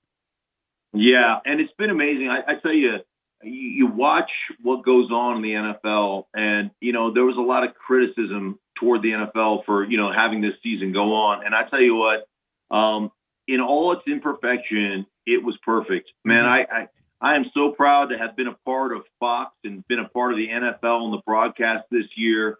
And, my folks are still up in Alaska, and I get weekly calls about how important it's been to have something to do on Sundays, sit down and watch me call a game or to watch another game. And the NFL is such a big part of our culture, just a big part of our experience as humans, as sports in general are. So it just was really cool to be a part of that. And I know it's been a crazy year, no question about it, but really glad the NFL played its season, and here we are about ready to celebrate the culmination of that season with another Super Bowl. Oh, we can't hear you. Let's see if we get Eli up. Mark, there we go. Okay, a lot of stuff to talk with. We could talk with you about. One of the things I wanted to ask about with one of your former teams in Washington and the changing of the name. Do you like that? Did you think it was time to get rid of that Redskins name? Yeah, it didn't bother me at all. I mean, I think, to me, if it is offensive to anybody, if it's offensive to a group of people, then I was fine with changing it.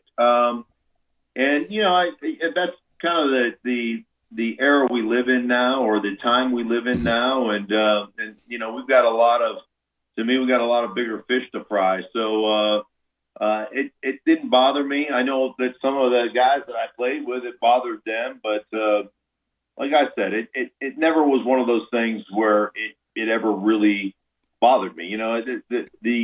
The moniker is not what the Washington football team is all about. It's not about the mascot. It's about the men and women that made that organization great during that time. I got to play for that organization, to win a world championship with that organization, and it's about the people. It's about the people that made it great. So, changing the name really had no effect on me. Do you have an opinion on what you would like to see it be?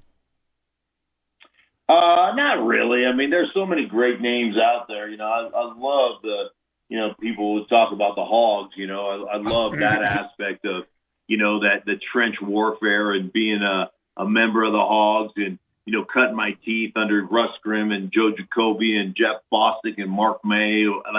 It's just such a huge part of the history of the National Football League. Forget about just Washington, but the National Football League. So that would make me really excited. But whatever. I'm sure it's fine. Having been and played in 3 Super Bowls and the whole week leading up to it, all the pomp and circumstance, all the stuff that's going on that's associated with the game, and everybody, not only the players, of course, but fans around the country, around the world, you feel it. It doesn't feel the same. I know we got this great matchup, and I can't wait till Sunday. But what do you think the players are going through, Mark, when the teams, of course, one team is in Tampa, but the Kansas City Chiefs, I don't believe, are even arriving to tomorrow, and the game is Sunday. It's not the norm. How do you think they're dealing with it? Is it still – do you think it feels like just any other game, or do you think it's hit them that it is the Super Bowl, even though they don't have the week of being in Tampa? Yeah. Yeah, I think it's certainly, you certainly understand the enormity of the game. I mean, you've been playing, you've been doing it. One of the things about broadcasting and being in the stadium for 17 straight weeks this year for Fox was I didn't even notice calling the games. I didn't even notice that there weren't fans in the stands. The intensity of the players, the commitment, the way they fly around and hit each other. I'd be in the fourth quarter and all of a sudden I'd take off my headsets. We'd have a break and I'd look around and go, wow. I didn't, because we got the crowd noise pumped into our headsets and stuff. It's like you don't even recognize it, And so I know they understand the enormity, what they've been through to get here. I get all that. I think there's part of it's probably a relief that you don't have to be down there, that you're not dealing with ticket requests. You're not dealing with, all the pomp and circumstance that goes along with it. You're just going to go play a football game. So part of that probably takes some pressure off of you.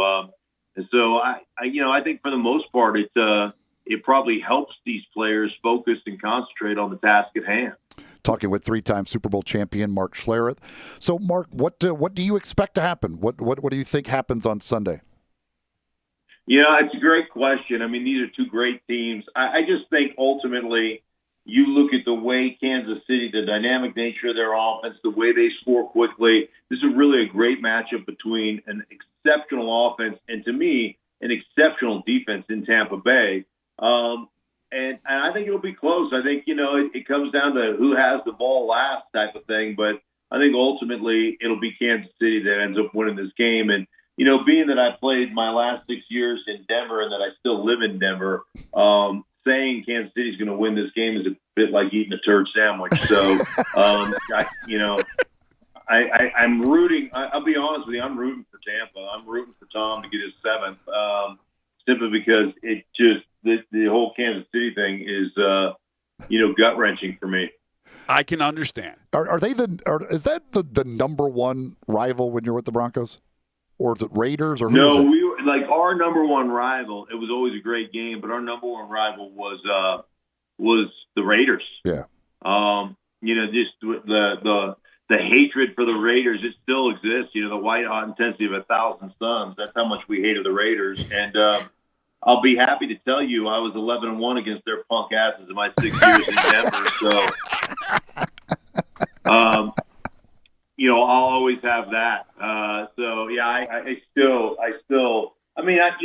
respect the tradition. I respect the fan base. They love their team. But boy, seething hatred toward the Raiders, no question. Broncos, Raiders, and then or Redskins, Cowboys. Which is more heated? Oh, they were both heated. There's no question. They were both. Probably there was probably a little equal hate there, but I also played against the Cowboys when I walked on the field one day in I think '94, and I was I was waiting for the offense to come out. I was out short snapping, and I was watching their offense, the Cowboys' offense, warm up, and I believe it was I think it was Alvin Harper and Michael Irvin. It was Jay Novacek. It was Mark Tuaname. Nate Newton, Mark Stepnowski, Larry Allen, Eric Williams, Moose Johnson, Emmitt Smith, and Troy Aikman as their starting offense. And I watched them warm up, and I thought to myself, we don't have one guy on our offense that could start for the Dallas Cowboys. I do believe we're going to get our ass whipped. And we got our ass whipped. So, like that, the rivalry lost a little steam after 91. I'll be honest with you. Hey, Mark, I know you're going to make. We walk into Dallas Cowboy Stadium and just, it's one of those things. Hey, take your ass whipping and go home. All right, thanks. Mark's smart enough to realize that before the game. I know you got to make the rounds with all the rest of the media. We really appreciate it. But this, I always wondered about this because, and when you were on with, I guess, ESPN, and the guys would always call you Stink. Where did the nickname come from? It actually came from rotten fish heads in Alaska that the native villagers would eat after the first run of salmon. So that's how I got the nickname. It was perpetuated because I used to piss in my pants every game. Especially when they went to Dallas. It is Pathogen Solutions, www.pathogen, that's PATH03GEN.com. You can check it out at Pathogen Solutions on Facebook as well. Make sure to follow Mark on Twitter at Mark Schlereth. Hey, Mark, it's always a pleasure. Thank you so much for your time, continued success, and enjoy the game on Sunday. Thank you, man. All the best to you guys. Thanks for having me. Take care. That's a good story right there. That's you love honesty, don't you? That's fun stuff right there. I would imagine there was a lot of people that had that attitude when they saw that Cowboys offense warming up in those days. Defeated before they even took the field for the start of the game. Before the game, looking at that. Like you said, you look over and go, yeah, we don't have one guy that would start for them. So even himself, he's talking about. What are our chances? Well, no, hell, the offensive linemen were probably the ones that knew it the most. When we come back, our final hour for today. Included in the hour, Riley Patterson, the former Memphis Tiger kicker who just shined in the Senior Bowl. We'll talk to him. This is Middays on Real Sports Talk, Sports 56, 96.1 and 98.5.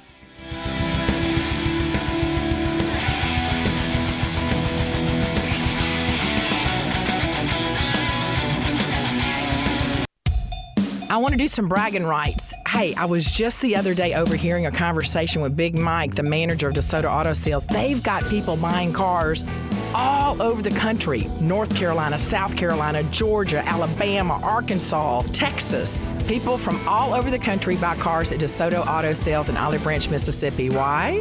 DeSoto Auto Sales has the most stringent car inspection in America. They get it right the first time. Quality and low mileage, factory warranty on most vehicles. My favorite part is the people who work there. Big Mike, all the employees are professional, friendly, and go that extra mile. Expect as you walk in the door, you're treated like family. DeSoto Auto Sales understands your time matters.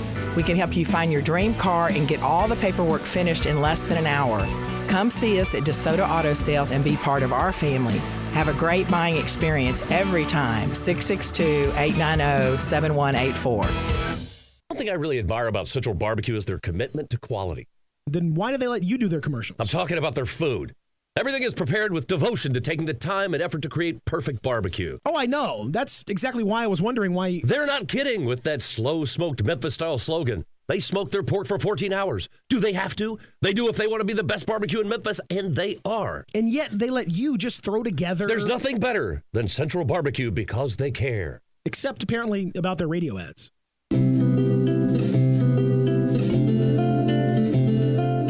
I'm a big fan of Town Village, and there is always something to do year-round. Nestled in the heart of East Memphis, located corner of Park and Cherry, is a beautiful residential neighborhood.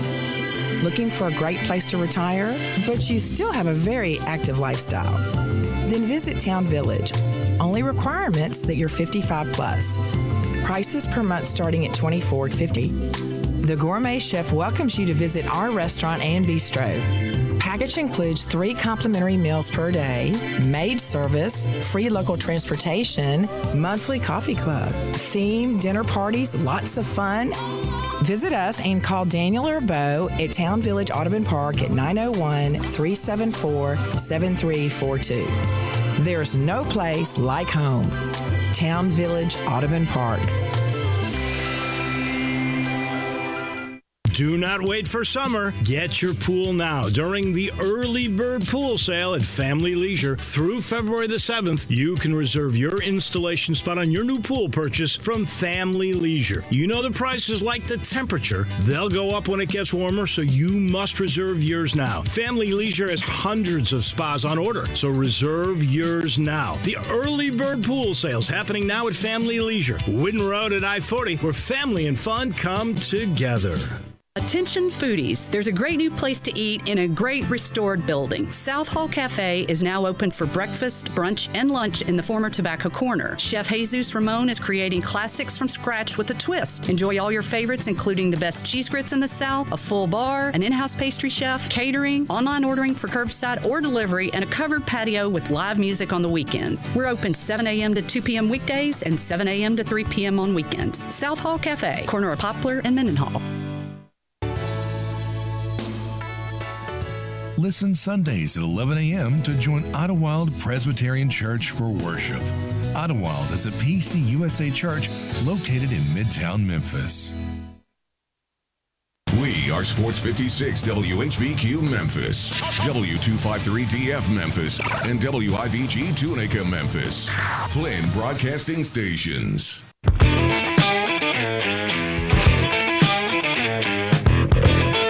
Now, back to Sports 56 Middays. This hour is brought to you by East Memphis Ace Hardware at Quincy White Station.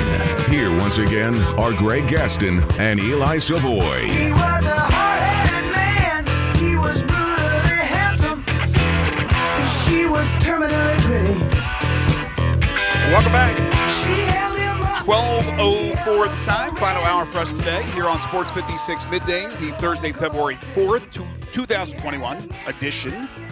Greg, Eli, and Gabe in the Family Leisure Studios, where family and fun come together. Family Leisure, 2120 Whitten Road, just north of I-40. Third hour of the program is brought to you by East Memphis Ace Hardware at 5143 Quince Road. It's right next door to Billy Hardwick's All-Star Lanes. Locally owned and operated by Jarrett and Philip Carter, the Carter brothers. And they have a terrific store. They really do. Ace is all about convenience and service. It's about that personal human touch. You don't always get that at the big box stores. They have dynamic bilingual employees, fast service, competitive prices. They carry local products and have a full-time locksmith on duty every single day. AceHardware.com online, where they offer free shipping. Call them at 901-683-8688. Open Monday through Saturday, 8 to 7, Sunday 10 to 4. It's East Memphis Ace Hardware. We've been on a run of offensive linemen. I think this is in honor of Gabe Kuhn. I'm proud of you guys. Well, I've always said, and I just told Gabe this from the moment I started going to Super Bowls and doing interviews with all the different former players, I've always said that the offensive linemen to me generally are the best interviews. I think they are, and tomorrow we have another one. Kyle Turley's going to join us tomorrow, who's been on with us in previous Super Bowls. Kyle Turley is always great. He played music for us the one year. Kyle Turley, you never know where you're going to go with Kyle Turley. Maybe it's because we got a few screws loose. Maybe that's it has to be it, right? There could be that. The NBA has announced the first round of All-Star fan voting. Mm-hmm. In the Western Conference, the guards, Ja Morant fourth. By a pretty wide margin, from the top three. No surprise. As I said, Steph Curry and Luka Doncic are leading the way and will be the two starters at guard for the Western Conference in this game that now will be played for whatever reason. Curry has 2.1 million. Doncic at just under 1.4. Damian Lillard is third. He's just under 1 million votes. And then Ja Morant is at 257,000. But Ja Morant right ahead of Donovan Mitchell, Devin Booker, Chris Paul, all behind him. So Ja getting some love from the voters out there. I'm surprised to see him ahead of Donovan Mitchell after the run Donovan Mitchell went on last year. Jamal Murray, who of course had the great playoffs last year in the bubble, not even in the top 10 in voting. But Klay Thompson is at number 10. Yeah, Clay's done well this year, hasn't he? He's great year. He's hitting all his threes, by the way. A lot of that has to do with the market, certainly. With Salt Lake City, with Donovan Mitchell, I still don't think that a lot of people, some people around the country, don't understand just how good he is. But Ja Morant, even though it's a large difference, like you said, between the top three to get to Ja Morant, it shows you that Ja Morant is becoming Not quite a household name, but almost, because that is well beyond just the Memphis and the Mid-South support. That is other people around the country who have already taken notice at what John Morant did as a rookie and what he's doing so far this year. And again, he missed those 3 weeks. He hasn't played as many games as most of those guys on the list. But John Morant, he has a chance to get selected. He's not going to win a spot, but he has a chance. I don't think it'll happen unless they increase the roster size, which they probably will not this year, especially having more guys in one area as opposed to less guys. So with 12, Eli, what would you think if it continues the voting to go the way we think it will go with Steph Curry and Luka Doncic as far as the other guards on the roster? Well, again, I have said it before. Damian Lillard's going. Damian Lillard is a lock. Lock. So Absolute lock. This comes down to then it's Ja versus Donovan Mitchell, Devin Booker, Chris Paul, Jamal Murray, Shai Gilgeous-Alexander. I mean, that's the group of guys that they'll be choosing De'Aaron from. Fox is pretty darn good, too. Yeah, De'Aaron Fox will be in that. So that will be the group that he's competing with. And again, with the limited number of games he has played, I don't know how they will view that in doing the selections. Where's Conley? Conley is not in the top 10. Poor Mike Conley. And he's having a great year, being overshadowed by his teammate Donovan Mitchell. I think for sure one of the Jazz guards is going. I would love to see Conley go. But I think Donovan Mitchell will be there. Yeah, I it'll think probably that be him. Will. Because look where they are, too, in the standings. So I think they're going to get a lot of support. I just think the numbers game is going to hurt him this year with Ja. But this support, this type of showing in the first voting, the name is out there. Mike Conley in Memphis, we knew how great he was, but it took him years in the league to finally other people to realize he's darn good. And he was close, but no cigar with the All-Star games. I think John Morant is at a different level, or his trajectory is at a different level where he becomes a superstar, and you're going to not be able to keep him off the All-Star team despite how packed it is in the West currently with everybody, not just the backcourt, but the front court as well. John Morant is going to be a multiple All-Star, and it's just once you get in that club, like Damian Lillard's kind of in the club, once you get in the club, you're there. So you look with the after the starters are determined, then the coaches get to select the reserves, and it's 2 guards, 3 front court guys, and then 2 at any position. So if you assume Lillard is for sure one of the other guards, and again, I believe Donovan Mitchell will certainly be one of the other guards. So I believe those are your 2 guards in the Western Conference reserves. And I think the coach, and I don't even know, but I'm just guessing that one of those positions that they pick is going to be a guard. And so then it comes down to those the 2 wild card positions would be Ja's chance to get in, and how they determine that. So you've got LeBron James, Nikola Jokic, and Kawhi Leonard currently leading in the front court. They would be your starters right now. Anthony Davis right behind Kawhi Leonard there with a chance certainly to overtake him. But those 4 are going. Yeah, I mean, that's why I think. That's 4 spots right there. Zion, well, what do you think about Zion? Zion is 6th in the voting. I think there's a good chance that Zion is going to be there probably. I think so. Christian Wood, I think probably with the way he has played, there's a pretty good chance. Brandon Ingram, will they take 2 Pelicans off of a terrible team? Maybe they have to choose between one of the 2 of those guys. Right. But yeah, I mean, Ja will have a chance, but I think it will come down to those 2 wild card spots. Do they go 1 guard, 1 front court guy there? How do they want to do it? And then he would at that point he would be competing with the Devin Bookers and those type. How players. about John Wall? John Wall certainly will be in that conversation. Who we'll see tonight in Memphis. John Wall and the Houston Rockets, which sounds weird to say, coming off the loss last night at OKC. John Wall was rested. He'll be ready to go tonight against Ja and the Grizzlies. In the Eastern Conference, current starters based on the voting, and the fans only account for 50% of this, but to determine the starters. But Bradley Beal, Kyrie Irving would be the backcourt with Kevin Durant, Giannis, and Joel Embiid up front. Pretty strong. And those 3 guys are going to, in the front court, have a pretty wide separation between them and Jason Tatum at number 4. in the guard, it's funny because Kyrie Irving and now his teammate James Harden are only separated by like 80,000 votes right now for the second spot, with Bradley Beal having a couple 100,000 lead on them. So the two Brooklyn guards are probably going to be battling it out for one starting spot. And then just off the top of my head, Tatum will be an all-star. Sabonis needs to be an all-star. Trae Young will probably be an all-star. Jimmy Butler, maybe.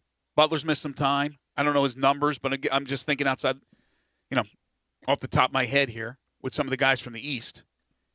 Yeah, is Russell Westbrook an all-star? Ben Simmons, Colin Sexton's having a fantastic year. Zach LaVine's having a great year with Chicago on some teams that on a team that's not any good, but he's putting up some big numbers. There's always a disappointment because you can only put 12 on each roster. That's why I say increase the roster to 15. There'll still be some disappointments, no question about it. But you add 3, and look, if you play them for just a couple of minutes, that's fine. No commitments. So I'm sure those guys would love to be a part of it. They might say, no, we'd rather stay at home and be away, go on a vacation for a week while the All-Star Week is happening. I don't think so. You want to be a part of the All-Star game. You want to be one of the elites of the NBA, and that time will come for Ja Morant. It may not be this year, but that time will come. But I just love the support he's getting around the nation. And I wonder this year, again, because I would imagine there's other players who feel the same as De'Aaron Fox, that this is kind of stupid to have the game. Mm-hmm. I wonder how many guys might just turn it down anyway and say, I don't care to be going to Atlanta for this game. I'm more than happy to sit this one out. Yeah, that's a possibility. I just have a feeling that won't happen. I don't know, but it could, certainly. It could. And of course the voting happens not just around the nation, around the world, but Ja Morant is certainly getting that support. All right. Couple of other things I wanted to dive into. Riley Patterson will join us at 12:25.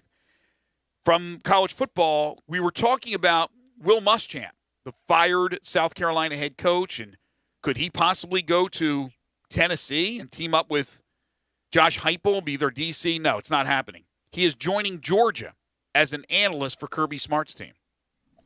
So Kirby's going to do a lot. Now, I know there's analysts in a lot of different programs, but Nick Saban has made it sexy. He's brought sexy back to be one of these analysts who have gone on to become head coaches. Butch Jones, the latest at Arkansas State. So now Will Muschamp taking the analyst route with Kirby Smart. Well, for these guys, when you get fired and you're still making a bunch of money to not work, it's easy because you're not looking for a high-paying job necessarily, so you can go be an analyst.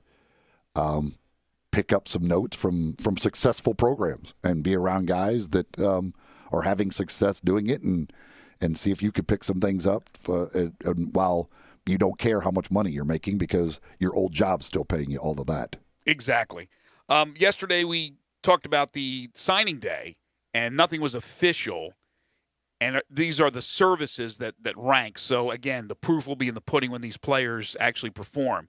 But the University of Memphis and their class of 2021, they got 5 new signees yesterday. They had 20 altogether in their signing class, and it was the second best according to Rivals and a few of the other services, and a top 50 recruiting class for the first time in the history of the University of Memphis. So 20 new guys. Then, of course, they picked up the transfers as well. The big offensive lineman from Michigan State, Gabe. Do you know anything about him?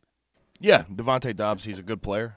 Played some games, started some games at left tackle for Michigan State. But it's honestly, to have your best recruiting class of all time this year, considering you hired a coach in 2019, I mean, that's good stuff. Because when you look at the rest of the country and how new coaches fared in this recruiting class, they did not fare very well. How about the young man who they were able to get after Rock? What was the wide receiver's name? Rock Thomas? Taylor. Taylor. Rock Taylor, and that whole story about how it went down with Heupel in Tennessee. And now he had some academic questions, but it just falls right into the hands of another team. And Memphis was not the only team that was trying to get this guy's services. There were some other teams and some prominent teams that were looking to bring him in, and he ends up going to Memphis. And Jeff Calkins wrote a story, and his father was calling it. What did he say about Tennessee? what did he call him? Was it Bush League or whatever it was? And he falls into the hands of Ryan Silverfield to get a weapon like that. A big-time recruit. Stud. Best recruit in the class. Obviously, rating-wise, we don't know how he's going to play on the field, but it seems weird for Josh Heupel in the position he's in right now with where the recruiting is going to be to turn down recruits. But it is what it is. It happens. When new coaches get in there, sometimes they decide that they're going to pull scholarships and that they don't want the guys that the previous staff had offered. So that seems like what happened, and worked out for Memphis, no question. Yeah, the story from Jeff, and by the way, Rock Taylor went to Oxford High in Alabama, and his coach is Keith Etheridge, and he said it was Bush League what Tennessee did. And that's why you look at college football particularly, and you see the landscape with these coaches making millions and millions of dollars, some being paid millions to not even coach, for goodness sakes. And then you see the players being told that they have a scholarship, and then all of a sudden the scholarship is pulled, the offer is pulled, and then they have to find another route to go. And yet people are still complaining that they never even should look at name, image, likeness, which is going to be a hot topic for this year, because there's bills that are going to be in legislation, not only in one or two states, but it's going to be probably a half a dozen or more states. So, yeah, what about the players? What also stinks is that Tennessee, after changing coaches from Jeremy Pruitt to Josh Heupel, still has the 16th ranked recruiting class in the country. I feel bad for a lot of these guys that ended up signing, and now they have to go play for a coach that didn't even recruit them. Right. Yeah. It's just there's a flaw in the process when it comes to coaching hires and fires and everything like that. Sure. And Tennessee's never lacked talent. Tennessee's never lacked talent. They're still able to get the talent. Alabama, as we talked about yesterday, not only the number one class, but they say it could be the greatest class that Nick Saban's ever assembled at Alabama.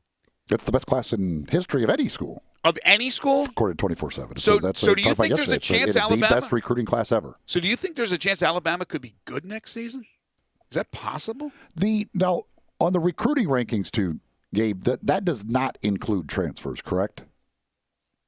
I don't think it includes transfers. It includes JUCO guys, though. JUCO guys do get included. But it does not include not the Michigan transfers. State transfers are not not in that. straight from another D1 school. No, but what that does is it counts, obviously, as another scholarship, which was Ryan Silverfield talking about that earlier in the week about the scholarship numbers, especially in a year in which none of the players lost the year of eligibility. If they played their final year, that was their choice, or they didn't have an outlet to go to, but they all got back that year that they used up, basically a free year of eligibility. So the numbers game and the numbers crunch was certainly tough, not only at Memphis, but really across the board. By the way, Division III, and this has nothing to do with football, but we know that football wasn't even played in the fall in Division III. Division III has announced yesterday that they have canceled their 2021 winter championships. So that affects Rhodes. Yeah, we knew they were not having a championship. We did? Yesterday they made the big announcement that all the winter sports were not having championships. Yeah, but so good, so they told us they weren't. They're just playing. So a they conference already knew schedule. that, so they made it official. That's what he said. They're just playing a conference deal. They'll play a conference. I mean, there was no championships. Oh, okay. I thought he said they were just playing a conference schedule, but not meaning no non-conference games, but still would have the postseason. So, but it became official yesterday. From Major League Baseball, Colton Wong has signed with the Milwaukee Brewers. Colton Wong's won back-to-back Gold Gloves, had a nice little run with the St. Louis Cardinals. I think he signs a 2-year deal with the Brewers, maybe a 3rd-year option. But Colton Wong will stay within the National League Central. Yes, he will.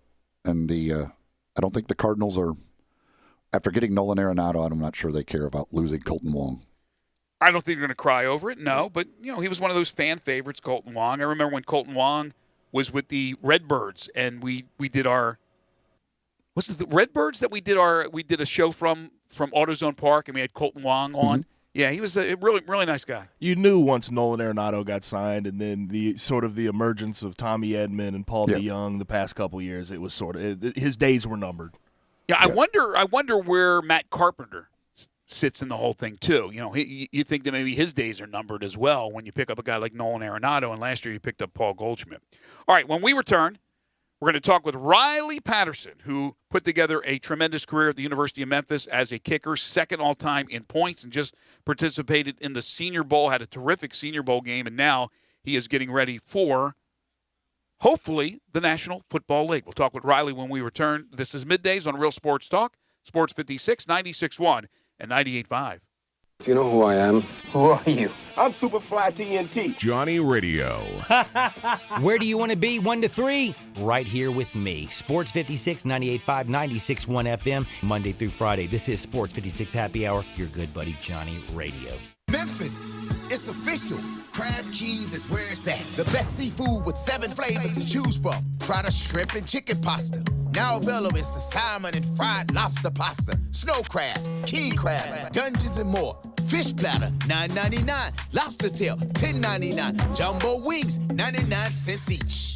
Download the app or search Crab Kings on Google. Visit us at crabkingstn.com. Crab Kings Seafood and Pasta, Memphis favorites. Memphis, it's official. Crab Kings is where it's at. The best seafood with 7 flavors to choose from. Try the shrimp and chicken pasta. Now available is the salmon and fried lobster pasta. Snow crab, king crab, dungeons and more. Fish platter, $9.99. Lobster tail, $10.99. Jumbo wings, 99 cents each.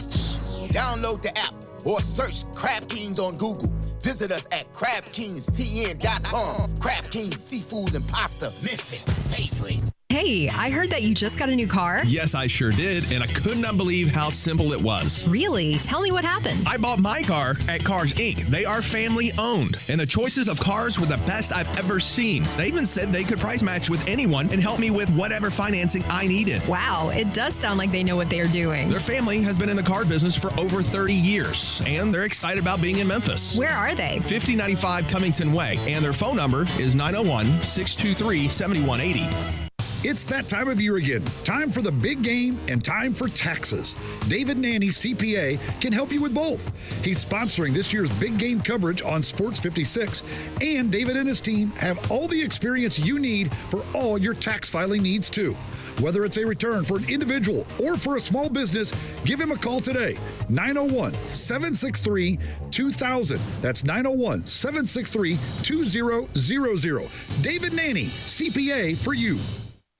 Brian Elder's Roofing Solutions. 2021 is finally here. Might I suggest we start the wonderful new year with a makeover for your beautiful house. I'm Brian Elder. I'm a roofer. I fix roofs. Don't let them tell you that it has to be replaced when all it may need is some love. 867-0303. Let me love on your roof. I've made quite the reputation over the last decade as the guy to call after the insurance company denies the claim. Overturning a claim that has gone bad is an art form where you argue county code, manufacturer specs, and details of your policy that they have to abide by. So let me see it first. If I say it's a claim, it's a claim. 867-0303. Money is free at Brian Elder Roofing with 0% financing for half a decade. I'll measure your roof from outer space and get you a quote right over the phone. 867-0303 or BrianElderRoofing.com. Call 867-0303. Brian Elder's Roofing Solutions. Now, back to Sports 56 Middays. This hour is brought to you by East Memphis Ace Hardware at Quincy White Station. Here once again are Greg Gaston and Eli Savoy. So you think you're a Romeo, playing a part in a picture show. We'll take the long way home. Welcome back, everybody. 12:26 the time. Final hour for us today here on Sports 56 Middays. Before we bring Riley on, we were talking before the break about the NIL bills that will be fast and furious in different states. I know I've read Florida, New Jersey, I believe Missouri, a few others. Right on cue, Dennis Dodd tweets out, breaking, Senator Chris Murphy, Democrat, Connecticut, so this is Connecticut, has filed an expansive NIL bill that would allow players to unionize and get a group license. And he says, that's good news for you-know-who. Everybody wants to play, once again, EA Sports and college football. So that game we already know from yesterday is going to come back, but will they actually have the players' names and all that stuff? Well, it could happen sooner than later. Again, these bills, they still have to get passed and all that good stuff. But it'll be interesting, this whole battle with NIL coming up in 2021 into 2022. Without further ado, he is the second leading scorer all-time at the University of Memphis. And after the career that Jake Elliott put together, you wondered where were they going to go with the kicker? Well, Riley Patterson comes in and has another tremendous career.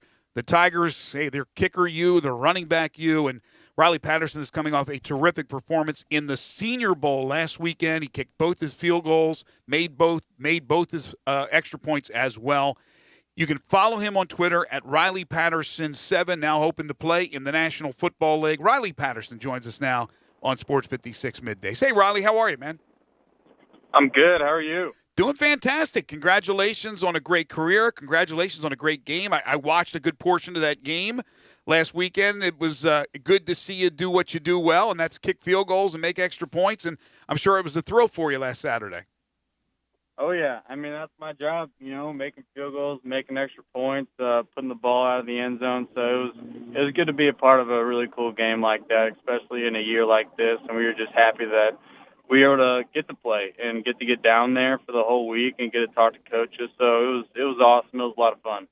Yeah, in those games, the week of practices is such a big part of it. What was that like? What did you hear from coaches and things that you were talking to, and how did the week of practices go? I went pretty well. So it pretty much consisted of 3 practices on a Tuesday, Wednesday, Thursday. It went well. Everyone did a good job. Everyone was going very hard, obviously trying to make their money during that time because there's so little opportunities this year. Being in front of 2 coaching staffs like that was an awesome opportunity. And it went well. The first day for me didn't go too great. Second day did, and then obviously the game went well. So I was just happy to be a part of it and getting to know the guys. Everyone's bigger, faster, and stronger going into that game just because, it's the best of the best. It's the seniors who came back for this last year, and it was really cool to see how much talent was there. And one of the great things I would imagine about the Senior Bowl is that the coaches are the NFL coaches. So you had Matt Rule coached. Which coach did you have? Coach Flores, and then the special teams coach Danny Crossman from the Dolphins. Yeah, so you had the Dolphin staff, Brian Flores, and then on the other side it was Matt Rule and the Carolina Panthers coaching staff. So to have the NFL coaches there coaching you, I mean, that's just an added bonus. Oh, yeah. No, it's huge, and obviously they speak for the NFL, and then they'll be kind of like the liaison for any other coaches that have questions about the players that were on the teams, and they get a big step up in the draft coming up, and, going with free agents as well as who they like, who they don't like, and they get opinions on guys, and being able to see people practice is honestly just as important as, I feel that they do in the game. You get to see how they are motivated during the week and how they take each day at a time and kind of how they feel about the week of practice because, you got to be a professional in everything that you do in the NFL, and you get to see that firsthand when you get a full week with the guys.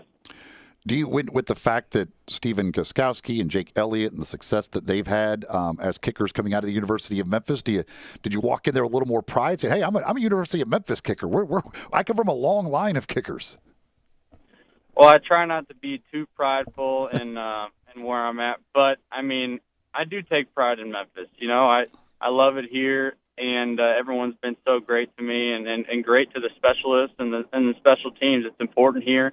We have a long and great tradition of it, and being a part of kind of a legacy of great kickers that comes from here, it's important to me, and I hope that continues to go throughout years long. When I'm gone, so.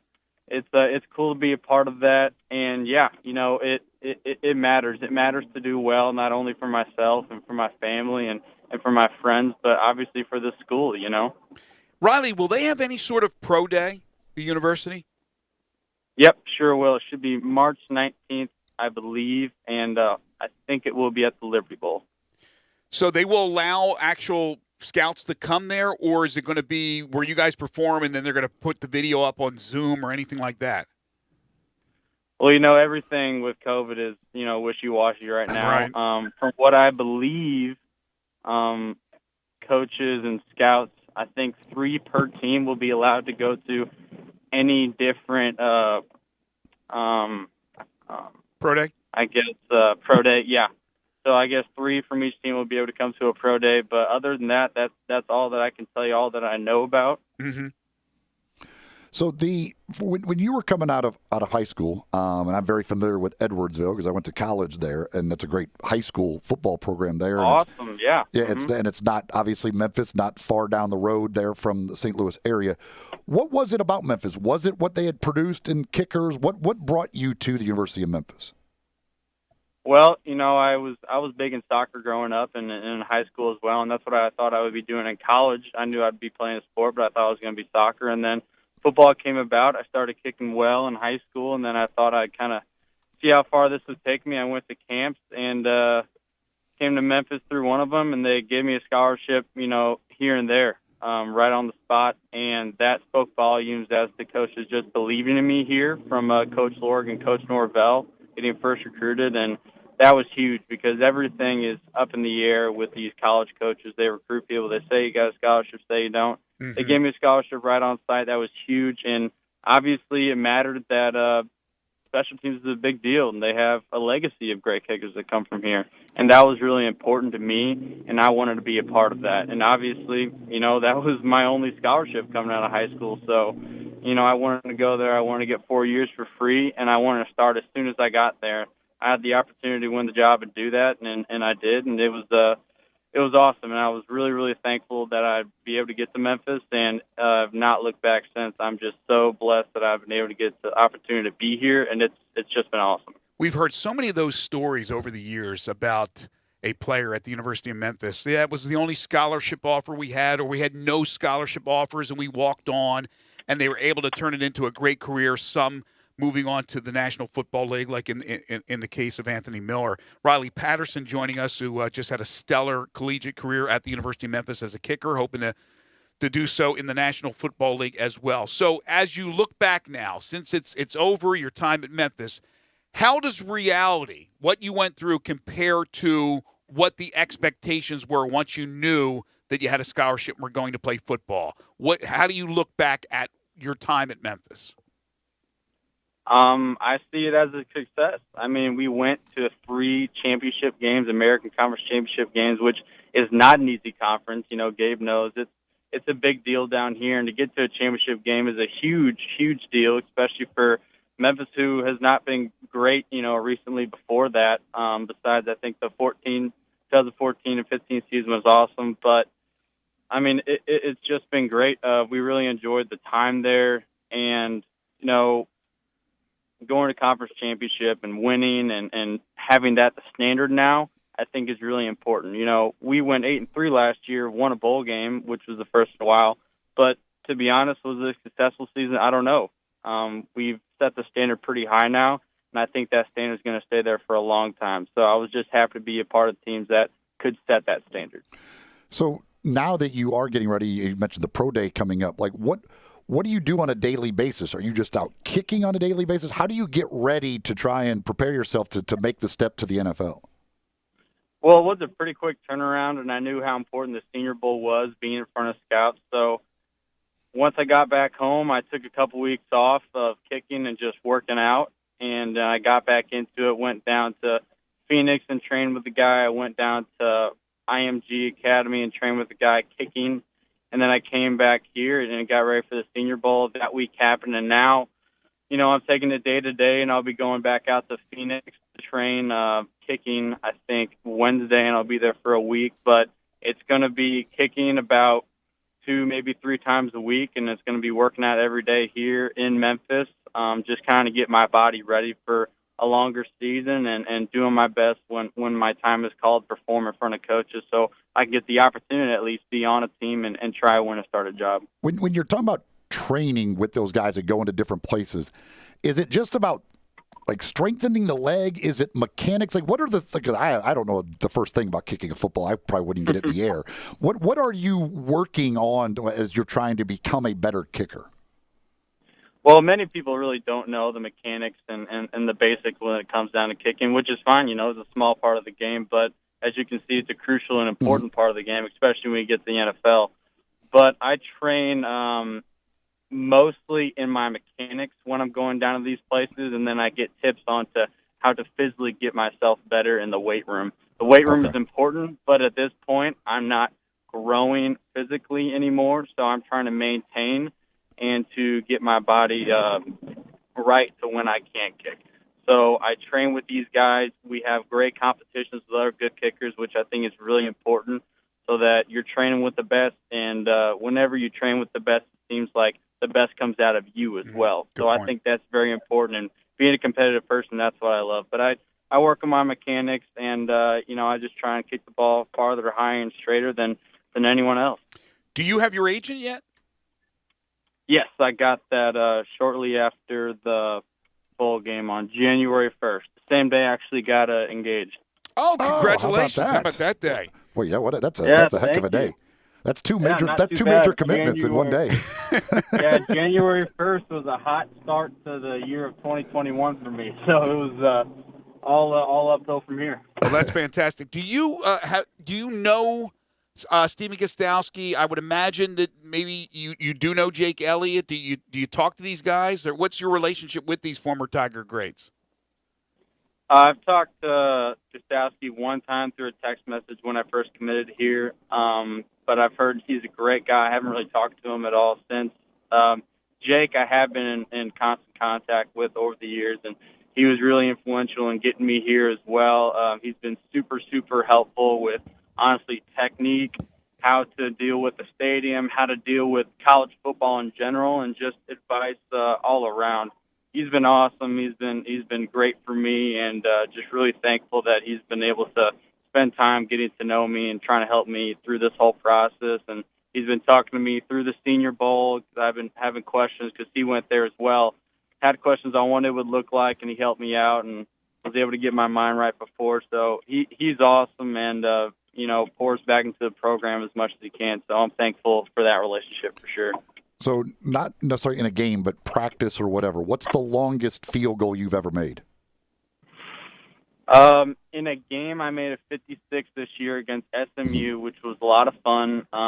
Terrible loss, was really disappointed in that, but it was nice to be able to hit that field goal. And then in a game, I guess I hit a 70-yard field goal back in high school with a tornado behind me. But 70-yard field goal.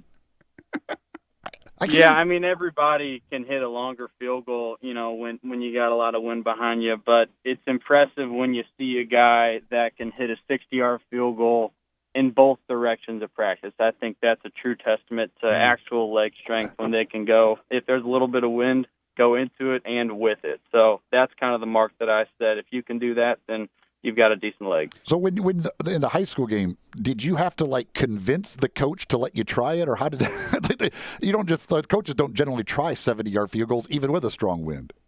Well, that wasn't in a game. That was back in practice. Oh, okay, okay. No, but I mean, I was trying.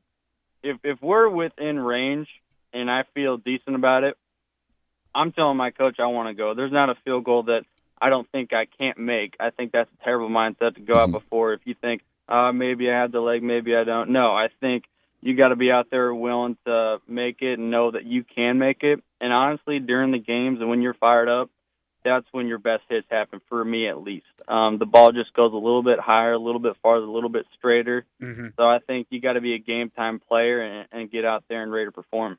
I know you had a lot of great moments at the University of Memphis, and I know this was in a losing cause, but the bowl game, the Cotton Bowl at AT&T Stadium, an NFL stadium, and I was on the sideline to be able to watch you kick. I think you made 30 field goals that day. It was just one of those just tremendous games that you just didn't seem to miss, and I'm sure that was just fantastic for not only you but everybody, even in the loss, to play in the Cotton Bowl, to represent really the group of five, as they call it, and to be able to have that type of a game, that productive of a game. I'm sure that was one of your highlights.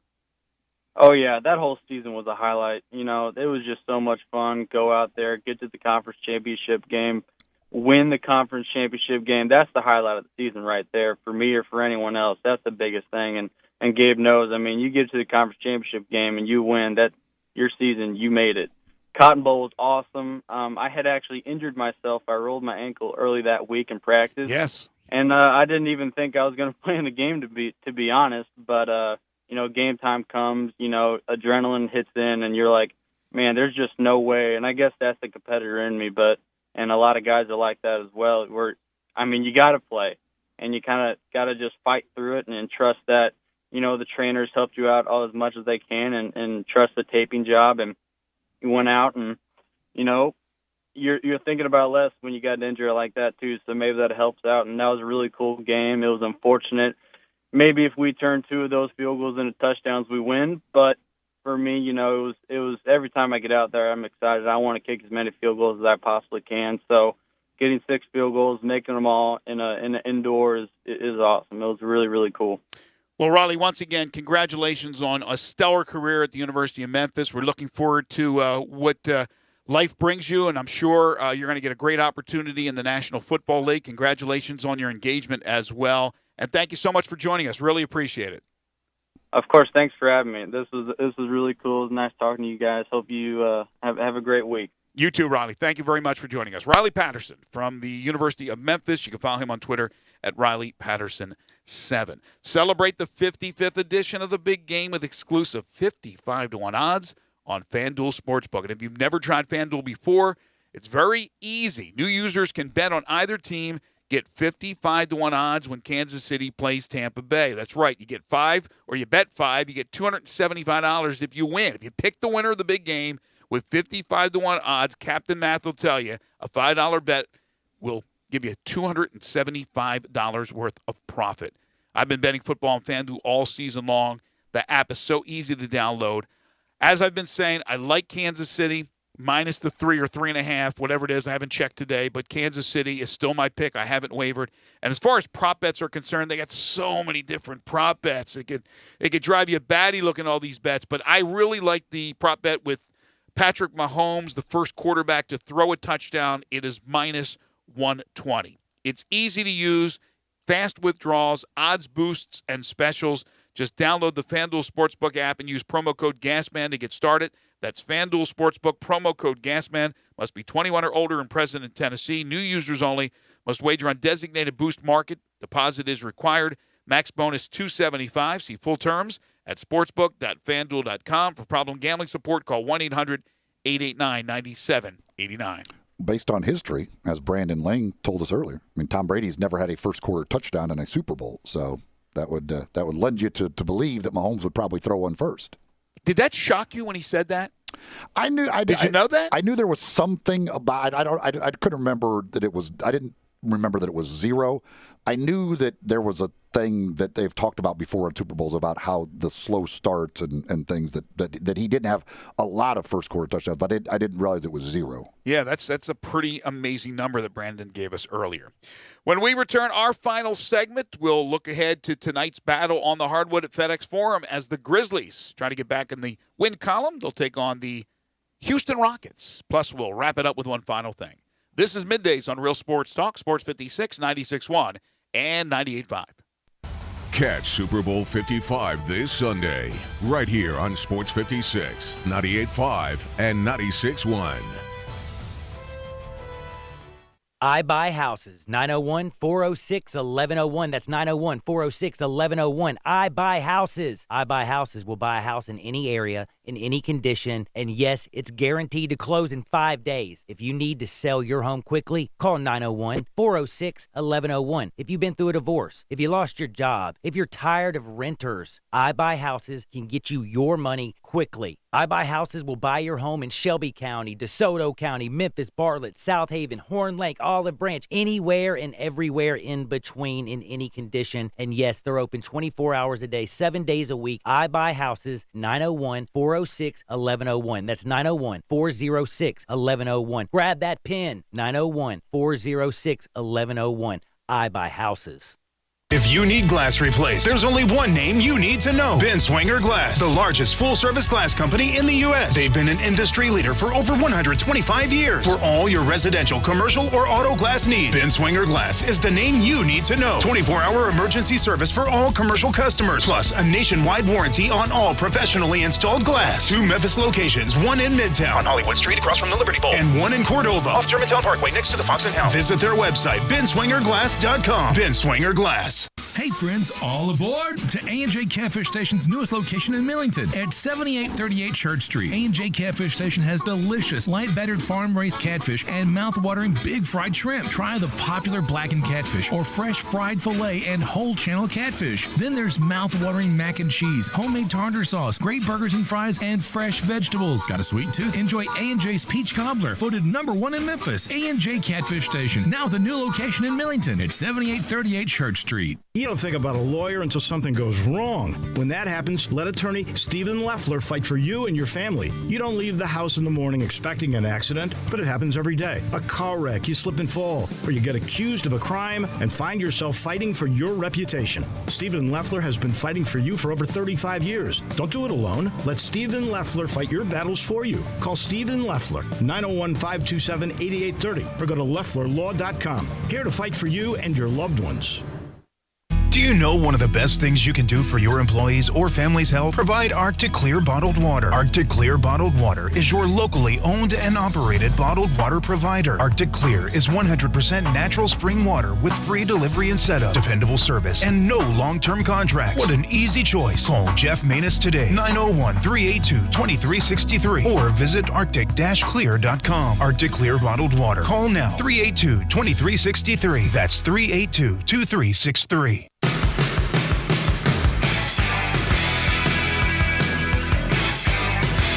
Now, back to Sports 56 Middays. This hour is brought to you by East Memphis Ace Hardware at Quincy White Station. Here once again are Greg Gaston and Eli Savoy. Middle of the road, he's trying to find me. Welcome back here. Standing in the middle of life with my pants behind me.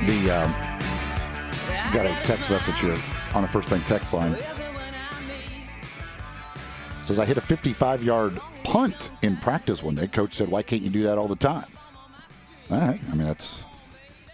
If you can hit a 55-yard... I can't... Like, I've tried kicking a football before. Like, I cannot... I certainly would never be able to kick a field goal. Well, my son was a kicker, punting, as you know. I can maybe do. Certainly can't punt at 55 yards, but kicking the field goal, I don't think I would... I can't get the ball in the air high enough. Yeah, little guys like me, it's pretty tough to be a punter and on these long legs and kicking. You know, I played soccer when I was young, so when I was young, if I tried to kick a field goal, not a long field goal, I'd probably make it. But my son played both, and you know he was a kicker, so. The technique of punting and getting the spiral and then the end-over-end ones, I could never even think about doing that. No, yeah. It's not about the length of your legs there, Greg, by the way. The punting, I'm just going to. It's the emotion in the ocean. Yeah. I think that's how the saying goes, right? Yeah, I certainly couldn't do like get backspin on a punt to try and stop it inside the 5-yard line. Those guys know how to drop it. Yeah, all that stuff. So Gabe, after practice, I think, did the offensive lineman ever get to screw around and try and kick? No, we never. No. That's not pull a groin because we had the big lockdown braces. That ain't happening. We ain't lifting our legs up. That's true. But I used to love at the end of practices when the coaches would have a little fun and have the old linemen go out there and catch punts. But that's a fun one. Were you conditioning? Were you good at catching punts? Oh, absolutely. I'm an athlete. But Gabe, with a capital A. Gabe, how many 5'7.5" punters do you see out there? Hey, great point. Okay, you got a point. Moving on. Well, how many 5'7" anything do you see on the football field? Well, sometimes you'll see I remember. I mean, kicking you could be short. I remember growing up and a guy from where I grew up in South Jersey named Dino Hall. I bet you Jerry Lawler would know that name because he played for the Cleveland Browns. He's a big Browns fan. Dino Hall was like 5'5", and he was a return man. There's been a Mac Heron who played for, I want to say, the Patriots. Little guy too. So there are some. There are some little bowling balls. Darren Sproles is not a very, very tall guy. But, not at all. Yeah, but I'm just saying there's not a whole lot of 5'8" football players. No, true. Overall. But there's not punters, man. I'm telling you. It's long legs. It doesn't always mean everything, but I think it's a big part of it. Fleet Feet, the place to go to get all your running gear. You want to make sure you get shoes just right for you. Go see the folks at Fleet Feet, and they'll do it for you. They'll take a look at the way you run or walk and get you fitted with shoes that are exactly right for you based on the way you run or walk. They've got 2 locations for you in East Memphis. They're in the Laurelwood Shopping Center. That's Poplar, on Poplar there, and they're next to Panera Bread Company. Out in Collierville, Poplar and Houston Levy, next door to the Hueys. That's the 2 locations of Fleet Feet. If you've got questions about getting started running, training for races, anything like that, they'll answer those questions as well. They are runners. They're all about the runners at Fleet Feet. So go see them at either one of their 2 locations. I love this tweet from Mark Medina. He said, Bill Russell, this is a quote from Bill Russell, on receiving the COVID-19 vaccine. Quote, "This is one shot I won't block." It almost sounds like a PSA. I'm Bill Russell for the COVID vaccine. This is one shot I won't block. Nick's picks said not confident enough. Where is it? Sorry, gentlemen, not confident enough to give any picks out today. Enjoyed the show, but no pick from Nick. But Trevor comes back on YouTube and says, over 224 in the Grizz game. Okay. Well, I'm interested to see if Nick comes back tomorrow with Tampa Bay again against Detroit. Worked last night. See if we'll do it again tomorrow. Time down for one final thing. Before Greg and Eli get out of here for the day, they each have one final thing they think you should know to make it through the rest of your day. So here are Greg and Eli with one final thing. This is sad news from the NFL. Former NFL head coach Marty Schottenheimer was moved to a hospice facility near his home in Charlotte on Saturday because of complications from Alzheimer's disease. I saw a story, a feature. It may have been one of those E360s, and that's not it. Is that what it's called? E60s. I think that's what I saw about Schottenheimer, and he had just been diagnosed with Alzheimer's, and he was forgetting a few things, but it wasn't really that bad. So now, obviously, it's a bad situation. He's listed in stable condition. As a family, we are surrounding him with love, his wife Pat said in a statement. So that's certainly sad news. Marty Schottenheimer, prominent figure in the NFL for many years as a coach. Well, it's been a good couple of days for a couple of former University of Memphis assistant coaches who are now coordinators in the SEC, which is a pretty lucrative position these days. Georgia defensive coordinator Dan Lanning, who was Gabe, what was Lanning linebackers coach? Okay, yes. When he was at the University of Memphis, he got a raise up to $1.7 million per year, a $475,000 raise. And Barry Odom, the defensive coordinator at Arkansas, the former DC at Memphis, he also got a raise up to $1.75 million per year. So 2 former Memphis assistants, now coordinators, making $1.7 million a year to be a coordinator. And I'll tell you what, those guys deserve it, though. Those are 2 fantastic coaches. Yeah, Lanning's done a heck of a job down there at Georgia, and obviously Odom. And really both of them, in a lot of ways, can thank Steve Sarkisian for the raises that they got this year, because both of them were talked about as possible Texas defensive coordinators. Both got nice, healthy raises of over $400,000 to stay at their current positions. Wow, man, these coordinators, the money that they are making now, and just position coaches as well. And that's why, again, you get into we're players, man. We deserve a little part of the pie. And that's why we're going to have this battle all year and maybe into 2022 about the NIL. I think it'll eventually happen. But will the NCAA step up while we have all these separate states bringing in legislature to pass for NIL to help out the players? Mark Stein reporting that the Hawks State Farm Arena is emerging as the likely All-Star Game site. That's what I figured. Where else are they going to play? They're going to play at a Georgia Tech at their arena? I guess they could. I mean, you're not going to have. Yeah, but you don't want to. You need a bunch of room for fans. No, that's true. You just need a court, but you don't want to make it junky since you're going to go ahead and do this, which is absolutely ridiculous. And I guess it's not yet official that the 3-point contest and the slam dunk contest will be attached to the March 7th All-Star Game, but discussions continue, according to Mark Stein. I want to thank our guests today: Brandon Lang, Nick Hardwick, the former Charger, Mark Schlereth, the 12-year NFL veteran, 3-time Super Bowl champion, and former Tiger kicker Riley Patterson. Tomorrow, among our guests, Kyle Turley, offensive lineman with the New Orleans Saints for a number of years, longtime NFL offensive lineman. And Matt Dillon will join us for the Tiger Basketball Report. Well, 10 in a row, the game show that has swept the nation. Recap the Grizzlies game against the Rockets and some other possible guests on the Friday edition of Midday. Sports 56 Happy Hour with Johnny Radio. It is coming up next, so stay tuned for that. For Eli Savoy and Gabe Kuhn, I'm Greg Gaston. Enjoy the rest of your Thursday, everybody.